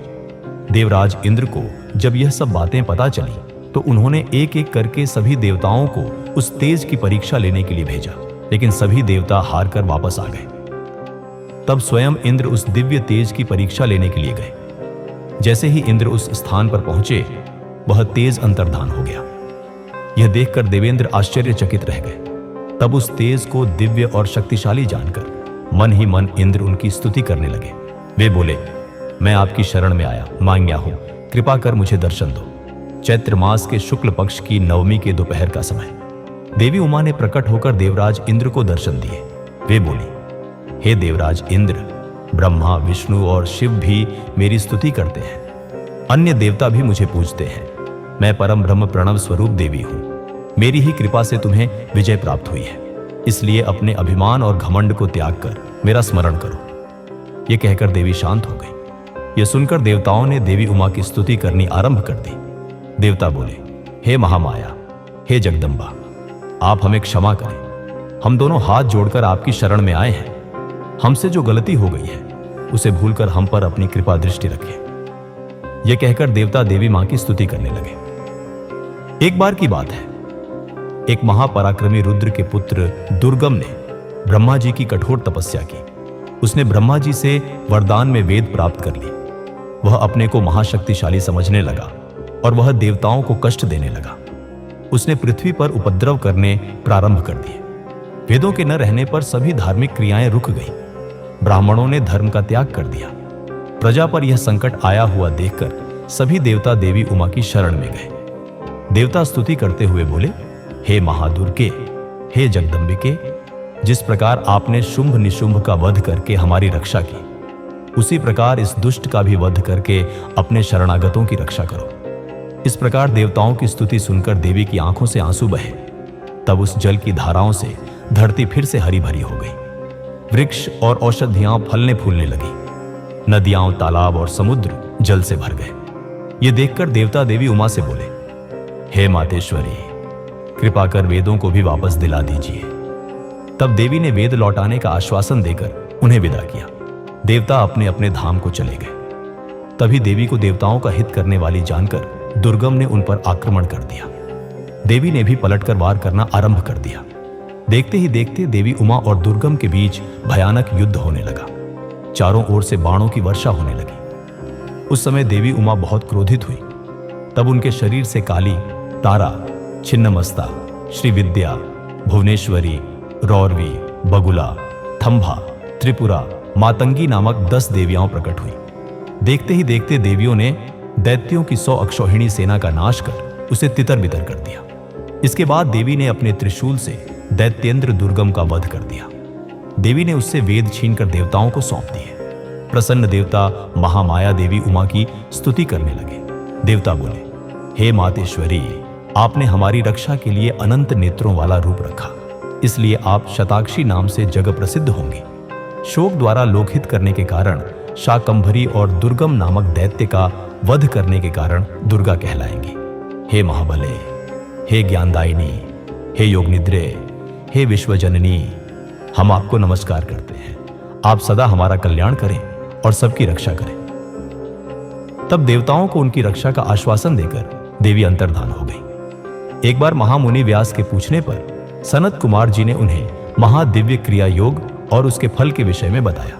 सनत कुमार जी बोले, हे महामुनि, ज्ञान योग, क्रिया योग और भक्ति योग भक्ति और मुक्ति प्रदान करने वाले हैं। ज्ञान, आत्मा और हृदय का मिलन ही क्रिया योग कहलाता है। इसी योग के साथ बाहरी अर्थ का संयोग क्रिया योग कहलाता है। कर्म से भक्ति, भक्ति से ज्ञान एवं ज्ञान से मुक्ति प्राप्त होती है। योग ही मुक्ति का एकमात्र मार्ग है। पत्थर, लकड़ी एवं मिट्टी से देवी का मंदिर बनवाने, प्रतिदिन यज्ञ करने से एक सा पुण्य प्राप्त होता है। इस लोक में श्री पार्वती जी की मूर्ति का निर्माण कराने वाला निश्चय ही दुर्गा लोक को जाता है।